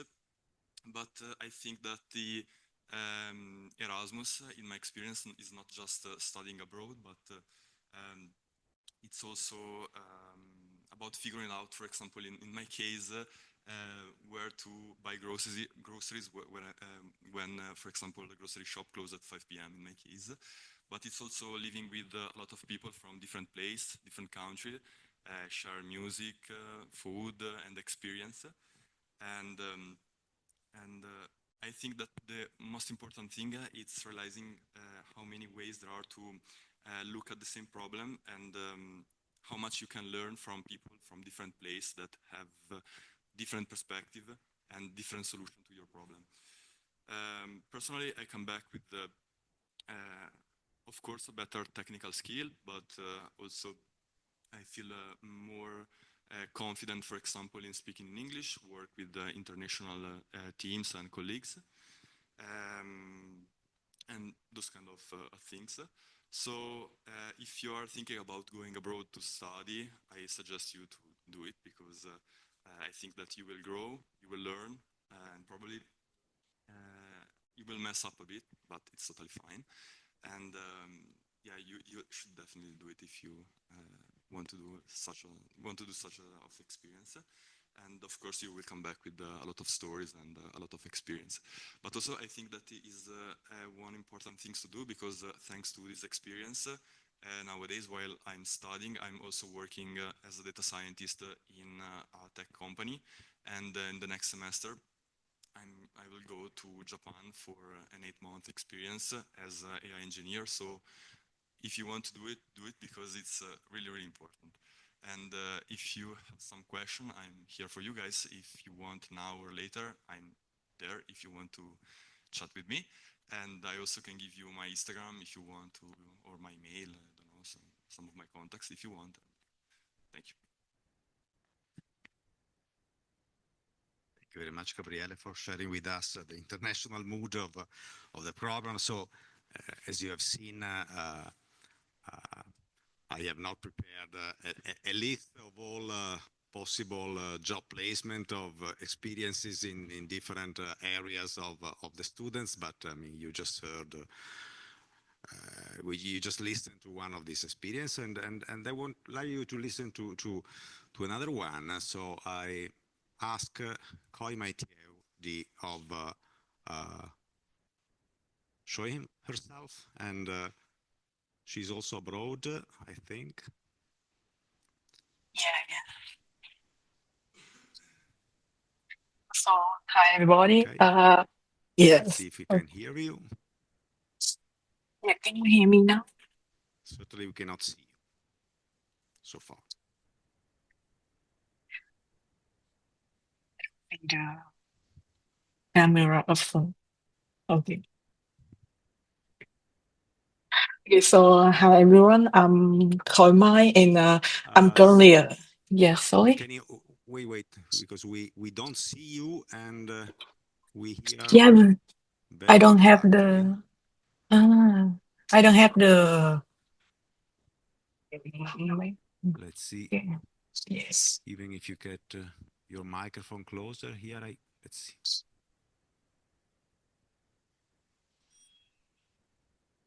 Okay. Okay. This is the microphone.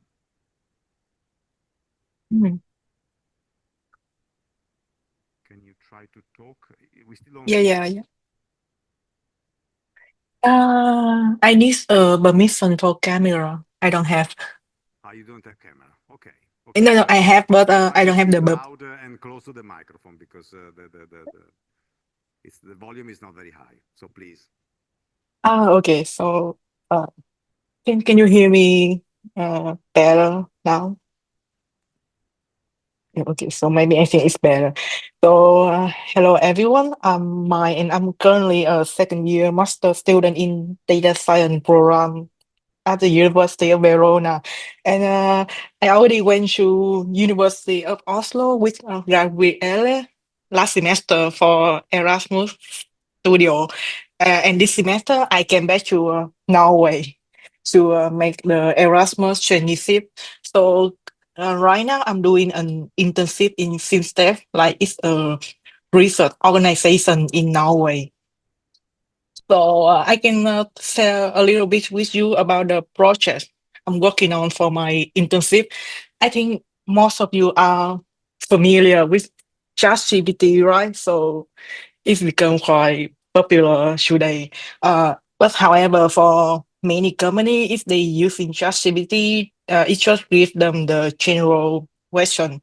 So somehow they often have the specific information and expertise that they want to take advantage of that. So so that's also the idea for my internship project. So I integrating the external knowledge into the large language model like ChatGPT. So for my company, they hold some because they are research organization. So they hold valuable private document, and they have a lot of real-time data from manufacturing from the IoT sensor or device. So to enhance the efficiency of ChatGPT or large language model, they need to connect this specialized knowledge with their AI system. So during my internship, I will work from the database to the manufacturing application. So I focus you to build a lot of like database, like the traditional database I study in University of Verona until the latest the technology like graph database for complex relationship or vector database for unstructured information. And by integrating the external knowledge or external database like that, uh, I built a new AI system so that can access the specific information from company private document and real-time data. And this means that when someone in my company or they want to monitor the process for manufacturing and they ask a question, uh, in the real time, so the model can deliver tailored answer or relevant answer that fits to the organization. So so that's project I'm working on for my internship now. So I think it's also challenging and also the good opportunity to apply the knowledge I study from data science in University of Verona to the real industry. Yeah, I think it's maybe a good topic and the trending topic we can try in the real in today. Yeah, so that's my experience for the Erasmus traineeship in Norway until now. Thank you for inviting me, Professor Dipra.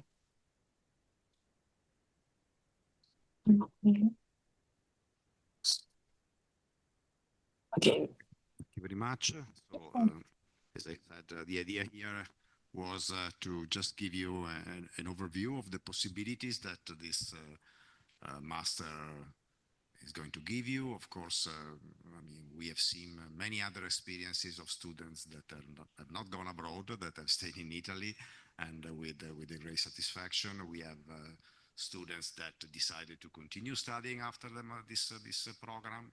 with a PhD. So one thing that I would like to make clear is that this master program in data science is also a very good preparation for research. So the PhD program in data science or related to data science are growing up a lot in Italy and also abroad. And this program is, I think, a very good basis for continuing study in this respect.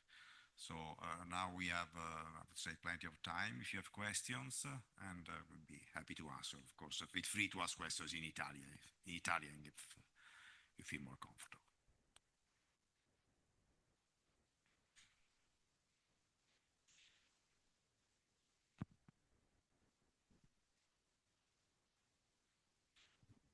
Okay, so since there are no questions, so thank you very much for your attention.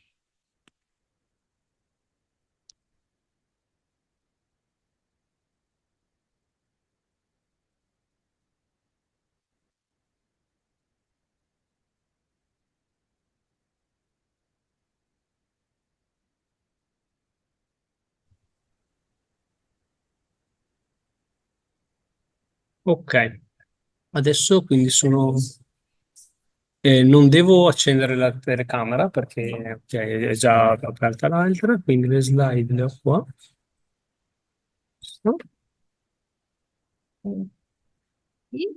E se usi il microfono ti sentono a casa. Ok, allora condivido. Aspetta, allora condivido qua. Sì.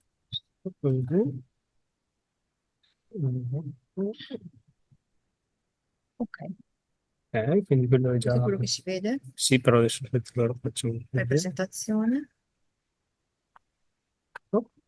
Quindi quello si vede là, E il perfetto. microfono. Il microfono che devo accenderlo qua, perfetto. Acceso. Ah, ok, c'è la lucetta così adesso.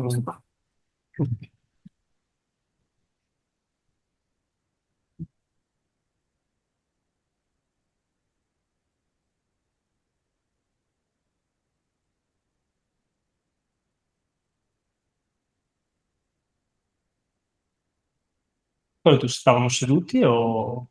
Cioè, è meglio star seduti, tanto mi vedono lo stesso. Ok. E fare il microfono. Perfetto, sono le 3, io direi di iniziare che così. Ok, bene, buongiorno a tutti, benvenuti a questo incontro di presentazione della laurea magistrale in intelligenza artificiale. Oh, mezz'ora di tutto, però anche con le domande, giusto? Esatto, quindi cercherò di essere un po' più breve. Ok. Scusate un secondo, l'unico secondo che così mi preparo già un video che volevo farvi vedere.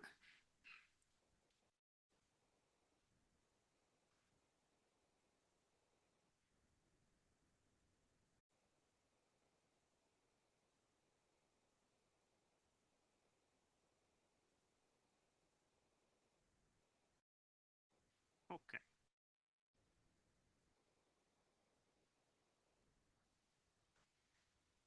Bene, allora, la laurea magistrale, devo parlare in italiano, non ti capisco nient'altro, o in inglese. Ricordo più. Ok, se non c'è nessuno che parla inglese, parlerà in italiano. C'è qualcuno che preferisce l'inglese? No? Se tutti mi capite, è inutile parlare anche a casa, penso, possono dirlo eventualmente da casa. Poi gli altri hanno parlato in italiano o in inglese. Okay, so since the laurea is in English, I speak English, so everybody's happy, and that's it. Okay, good. So the laurea magistrale in artificial intelligence is a laurea in the class LM18, so informatics, informatica in Italian, computer science in English. Let's start a little bit to introduce what is artificial intelligence.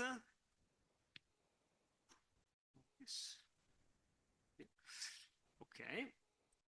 Artificial intelligence is very popular in the last years, but it has quite a long history, long in terms of computer science, in what we mean in computer science, because the first times that someone talked about artificial intelligence was in 1950, Alan Turing, which is one of the most important mathematicians that started also the computer science, the topic of the computer science, started to compute about computing machinery and intelligence. And in particular, he developed a game called imitation game, in which the idea is that I can say that a system is intelligent if I put myself, as you can see in this slide, let's say on one part of a wall, I don't see who is in the other side. There can be, I ask some questions. There could be a human or an AI system that answer.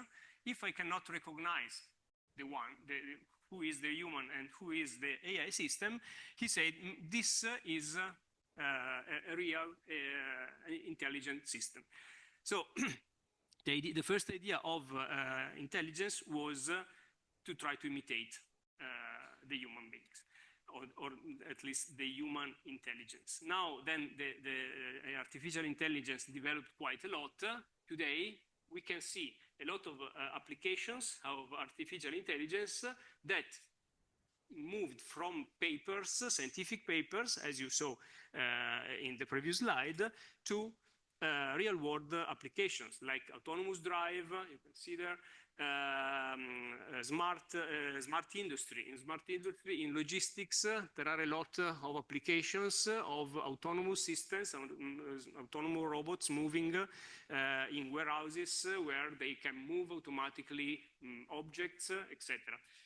And the next step in this case is to think about robots that can move also where human beings are moving. So interaction between robots and human beings, or artificial intelligence systems and human beings, is a very important topic of artificial intelligence.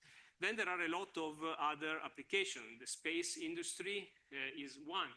The environmental sustainability. So you can see there a drone monitoring water autonomously.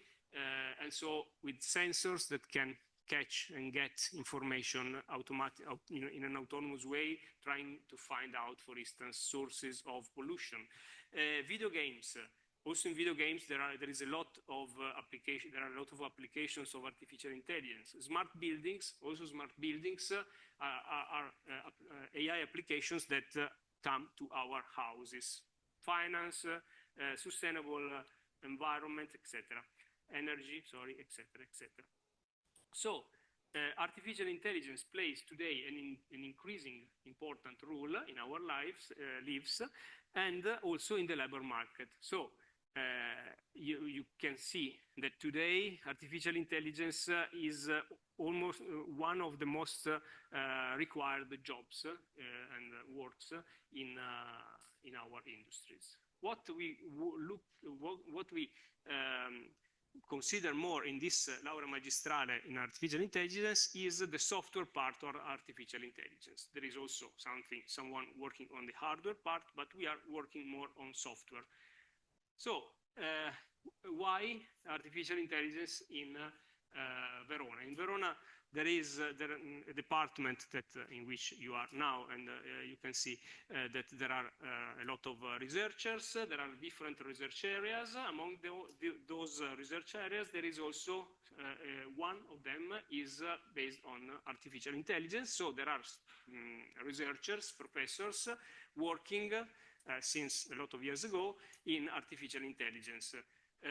And so this knowledge brought some years ago to the development of a laurea magistrale, a master degree on this topic, because I think there is a very important knowledge about this topic.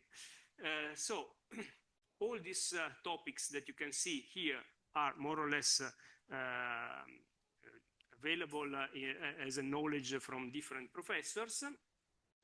And this knowledge brought to also real-world projects. So the project that I want to show you now is this one.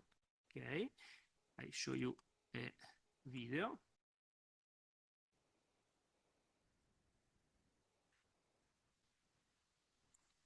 Okay.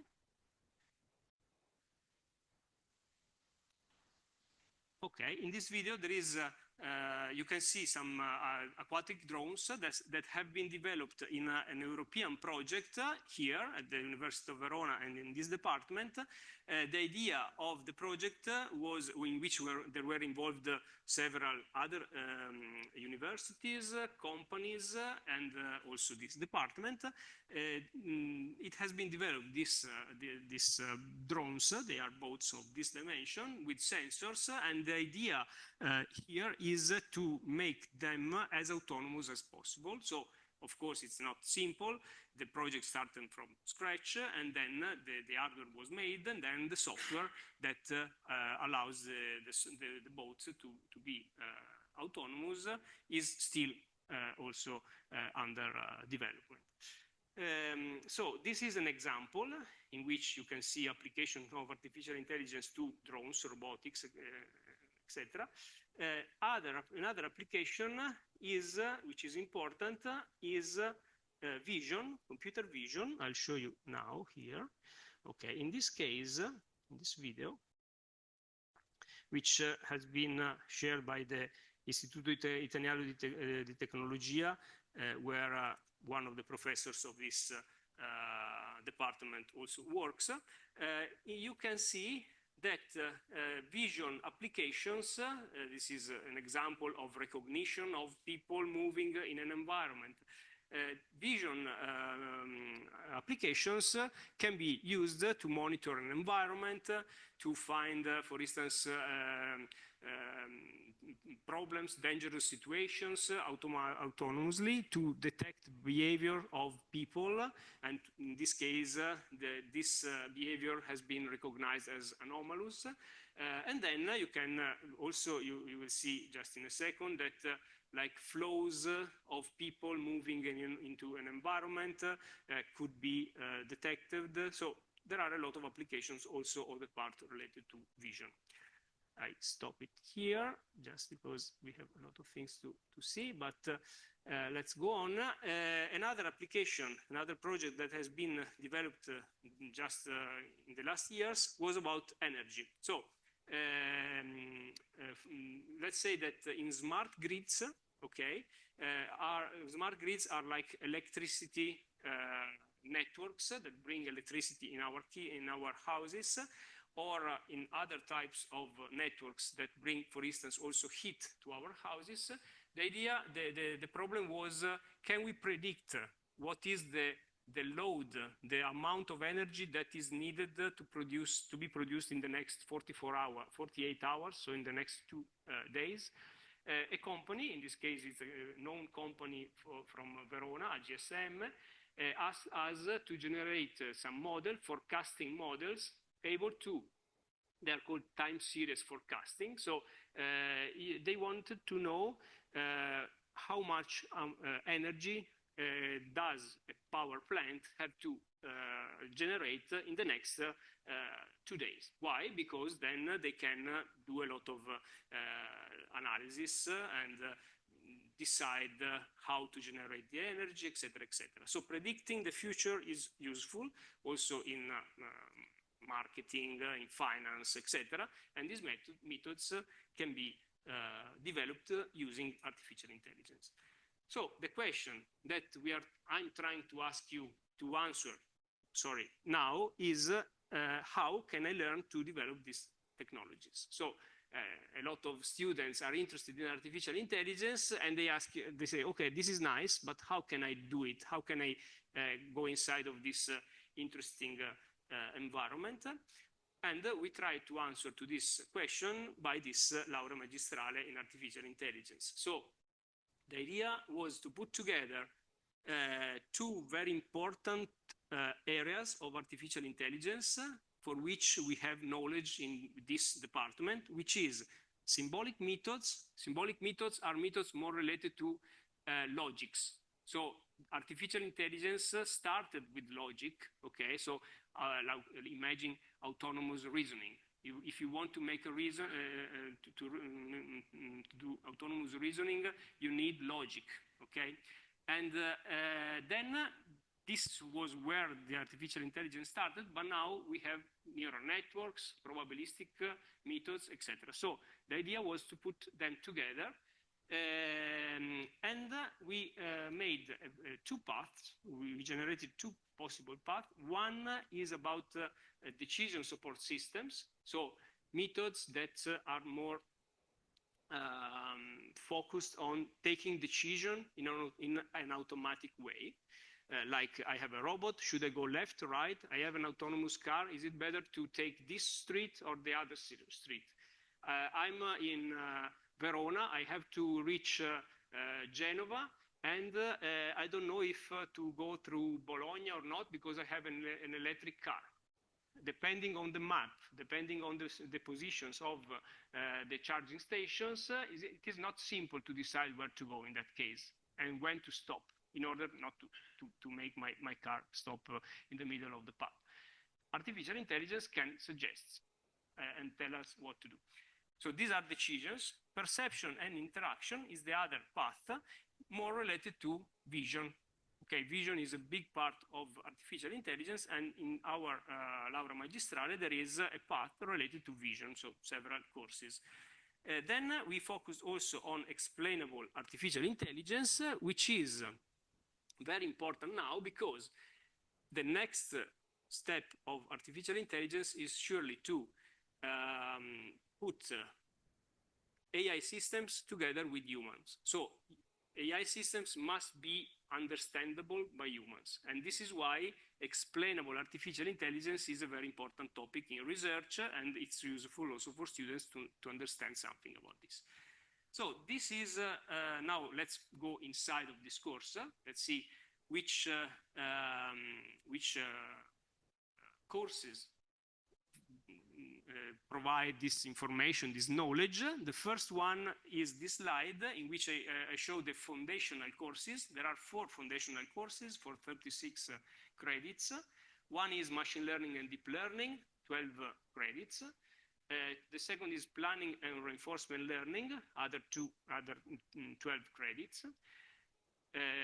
Automated reasoning and explainable AI. These 4 courses are compulsory, so foundational courses. Every student have to do it because are the basis of artificial intelligence. Consider that we try to put together, to mix theory and experimentation lab, and the ratio is more or less 1 to 1. So usually every course has the same number of hours of theory and lab, so that you can go out knowing how to do things and not only to how they work, which is important to know the theory, but we think that it's important also, there are a lot of also tools, libraries, etc. It's important also to try them at least during this course of study.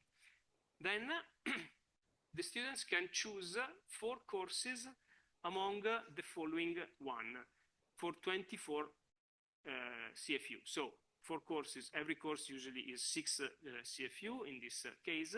And here you can see the 2 paths. So decision support systems has knowledge representation as course, natural language processing, which is very popular now because, you know, this GPT, ChatGPT, etc., is something that is related to how to deal with natural language. Statistical learning about how to analyze data, etc., etc. Then on the other path, there is so perception and interaction, intelligence, human-computer interfaces, intelligence interfaces, computer vision and machine learning, visual intelligence. And then in both paths, you can choose also advanced programming for AI. For instance, advanced programming for AI was a course that also companies asked us to do. When we started the course, we had some meetings with companies and say, we would like to have candidates, students that know how to develop, for instance, neural networks, but in a very efficient way. So not just what is a neural network. And in this course, the focus is exactly on this. So on all the programming part related to AI. There are a lot of libraries for neural networks, etc. And in this course, you can learn really how to use them in an efficient way. And also AI and cloud is a common course for the two paths.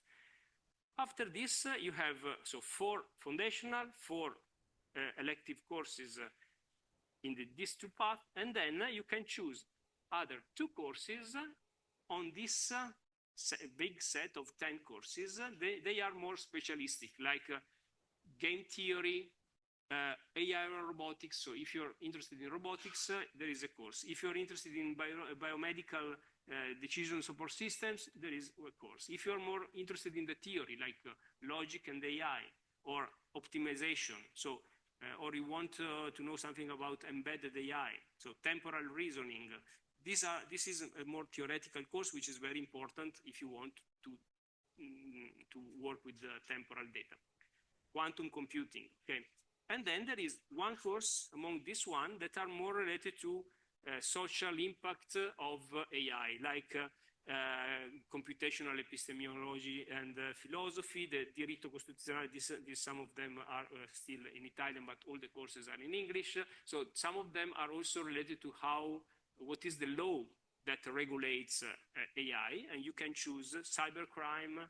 You can choose some of them. Also, AI and finance is a course that a lot of students like because they learn how to apply AI to finance. Then there is 12 credits of other courses. You can choose those courses among all those of this university, and a final project of 24 hours, and it's okay, a stage traineeship of 6 credits. Sorry, not 24 hours. I meant 24 credits. Okay, so it's a big final project. Okay. Okay, and then this traineeship, which is also useful, you can do the traineeship inside of the university, working with professors, developing some projects, or in companies where you can try to use AI in real world projects. Access requirements. If you have a standard bachelor laurea in ingegneria dell'informazione or scienze e tecnologie informatiche in Italy, taken in Italy, so L8 on L31, then okay. Then you can directly access to this course, so to the laurea magistrale. There is an evaluation by a specific commission if the grade is less than 88 under 110, or if the bachelor degree has been obtained more than 10 years ago. Otherwise, if you don't have one of these 2 bachelor degrees, then you should check if you have 60 credits in the following topics. Inf 01, in GINF, okay, there are specific, so every course that you do has a specific SSD, or math, which are courses of mathematics, or physics. So 60 credits in this. And among those credits, 60 credits, at least 6 must be of mathematics and 6 of informatics, basically computer science or computer engineering. Of course, in this case, you have to present a specific document, and a commission checks all this information. Then an English certification level B2 is also required to be enrolled in this laurea. Just to conclude, yes, career opportunities. Of course, you can imagine there are a lot because artificial intelligence in this moment is very popular and required by companies. So software engineering, environmental protection, I mentioned some applications before, cybersecurity, energy, in energy, power and energy grids are very, they require a lot of these technologies now. Logistics, smart agriculture, you can see drones moving autonomously, okay? Banks and insurances, which are also present here in Verona, but also all around the world, hospitals, multimedia industry, video games industry, so there are a lot of opportunities. The role that is the most, that we try to prepare, I mean, is artificial intelligence specialist. So this is the kind of position that we aim our students try to get. Okay, then in practice there are some statistics saying that computer science and computer engineering are the most required degrees and have also a high net income in 5 years, are among the highest, and the employment in the first 5 years is quite high. Just to conclude, I want to mention that we have also connection with companies, both for traineeship, and also they come sometimes to present themselves in our courses. For instance, in this case, Unicredit is a popular bank that came here to present 2 projects last year, 2 years ago, and then also Luxottica, which is very important brand of like Ray-Ban, probably you know, glasses, and a lot of other brands came here to present their some case studies to the students, and then they tried also to involve them in challenges, you know, related to their business process, etc. So I think also this is a good opportunity to keep in contact to the companies. These are all the companies that we called when we started to generate this, to make this laurea, and then they are still in contact with us for different collaborations. Okay, this is the proposing committee, but I think it's not so important. So, okay, good. This is more or less all what I had to say. If you have questions, this is a good opportunity to ask here without any problem. Yeah, I hope they are not too complex. Yeah. Sì, sì.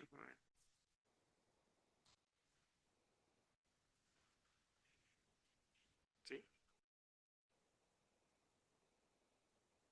Ok. Allora,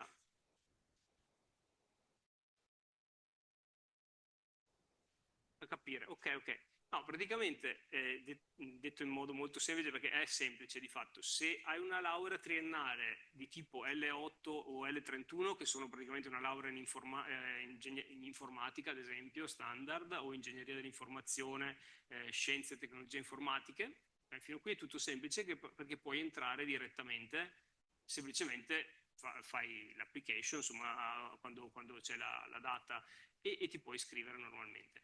Se non hai una di queste lauree, questo se il voto è almeno 88, ecco, questo forse, se il voto deve essere almeno 88 e la laurea deve essere stata presa meno di 10 anni fa. Se non fosse così, non è che non ci si possa iscrivere, semplicemente preferiamo fare un passaggio da diciamo una commissione che controlla che comunque sia conforme con diciamo, le richieste, il background che viene richiesto dalla laurea magistrale. Più che altro questo non è fatto per lasciare fuori le persone, ma per evitare che magari arrivino qua delle persone che magari hanno fatto dei corsi anni fa dove non avevano un background che poi serve qui, e quindi si troverebbero, piuttosto magari gli si consiglia di fare magari acquisire dei crediti per se non ci fossero queste 2 lauree qui e questi requisiti, bisogna guardare tra i propri esami di avere almeno 60 CFU tra questi, quindi informatica, ingegneria informatica, praticamente matematica e fisica, tra i quali 6 almeno di matematica e 6 almeno di informatica. Se non fosse così, comunque ci sono tanti studenti che ci chiedono, o magari che vengono dall'estero, insomma, che vogliono comunque entrare, possiamo comunque, la commissione ti dice: guarda, ne hai ad esempio che ne so, 54, devi acquisirne 6 e puoi acquistare dei corsi che si chiamano, sono dei corsi praticamente che sono acquistabili a pacchetti, fino mi pare a 30 CFU all'anno, se non mi ricordo male, con i quali puoi integrare, quindi se lo sai in anticipo puoi acquisirli entro il termine che ti serve. Alza un po' la voce.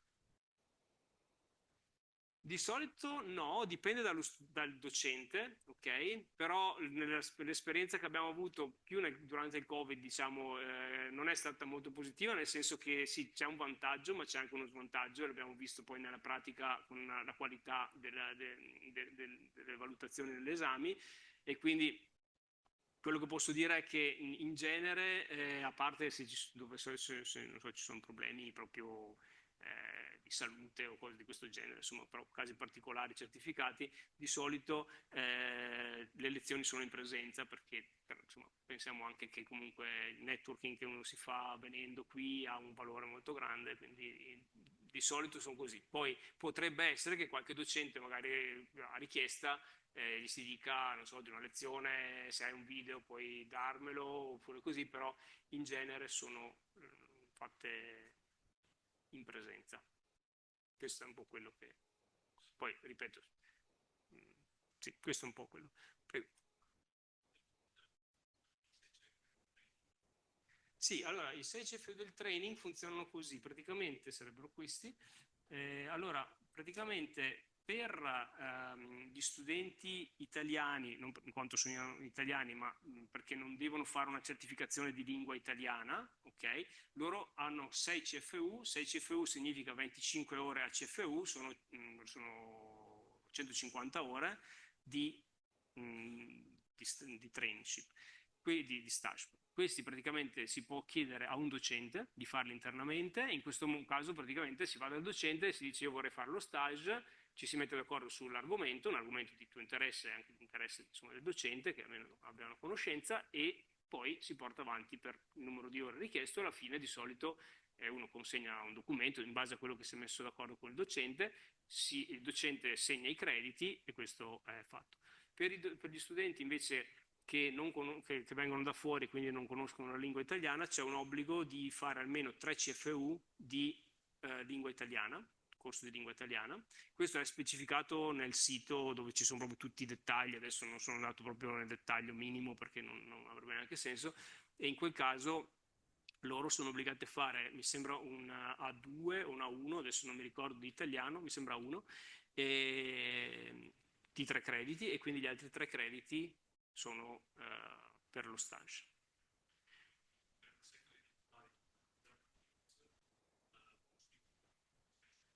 Esatto, questi due corsi qui, cioè quei crediti D, adesso devono essere impiegati per fare dei corsi. Fino a qualche anno fa si poteva usarli anche per fare degli stage, ma adesso è stato rimosso questa possibilità perché si è deciso così.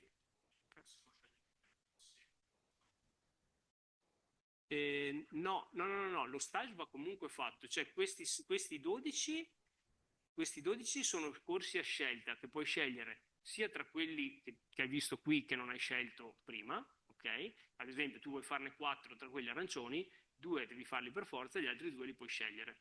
Oppure puoi fare dei corsi anche, ad esempio, non so, ci fossero in un'altra laurea, però a fine dove c'è un corso che ti interessa, puoi fare una richiesta di seguire questo corso. E questi sono 12 CFU, quindi 2 corsi seguiti così.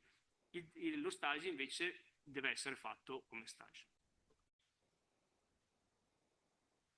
Ok, avete un'altra domanda qua? Sì, il final project.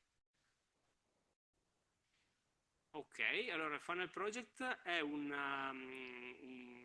proprio un progetto di tesi, può essere fatto in genere all'interno, quindi anche in questo caso si va ad un docente, si dice io vorrei fare, mi interesserebbe questo argomento, oppure si chiede un argomento al docente e si porta avanti questo progetto che di solito, adesso dicevi tesi di ricerca, la tesi può essere appunto più o meno vicina alla ricerca, nel senso che poi dipende anche, ci sono tesi magari un po' più descrittive della letteratura, tesi invece dove si sperimenta di più, questo dipende anche dallo studente, cosa preferisce fare. e si possono fare anche le tesi in azienda. E quindi se uno vuole fare una tesi in azienda è benvenuto, di solito si rivolge a un docente il quale fa da tutor accademico, diciamo, ci sarà poi una persona che lo segue però nell'azienda, quando ha terminato porta la tesi al docente che la approva e poi viene fatta la laurea. Però sì, ecco, io adesso non sono andato nel dettaglio del, diciamo tutti, però comunque i contatti con le aziende per fare sia lo stage che la tesi sono sicuramente benvenuti. Poi non ho parlato anche che probabilmente c'è degli Erasmus, ovviamente come tutte le lauree magistrali abbiamo contatti con varie università per poter fare degli scambi di Erasmus. Devo mettere una slide, dimentico sempre, e abbiamo appunto dei contatti, quindi lo studente può chiedere di fare un Erasmus e andare ad esempio un semestre a studiare in un'università. Quindi abbiamo degli studenti ad esempio che sono andati a fare o a seguire dei corsi o dei progetti anche delle tesi. Uno potrebbe andare in uno stato estero a fare queste esperienze, quindi anche queste sono opportunità che ci sono, che ovviamente cerchiamo di spingere anche perché avvengano. Sono interessanti anche per noi per mantenere un po' dei contatti, come ci sono degli studenti dall'estero che vengono, ad esempio adesso c'è una studentessa che è venuta dalla Grecia che voleva fare una tesi qui e si può fare anche questa. Bene, altre domande? Se no più o meno mi sa che come orario ci siamo. Se avete dubbi, ecco questo qui che avevo messo all'inizio è il mio indirizzo email, alberto.castellini@univer.it e poi vabbè sul sito, ecco vi dico l'unica cosa perché adesso in questo momento se no potreste far confusione, se voi andate sul sito del Dipartimento, quindi Dipartimento di Informatica Univier, ok, praticamente se andate su didattica,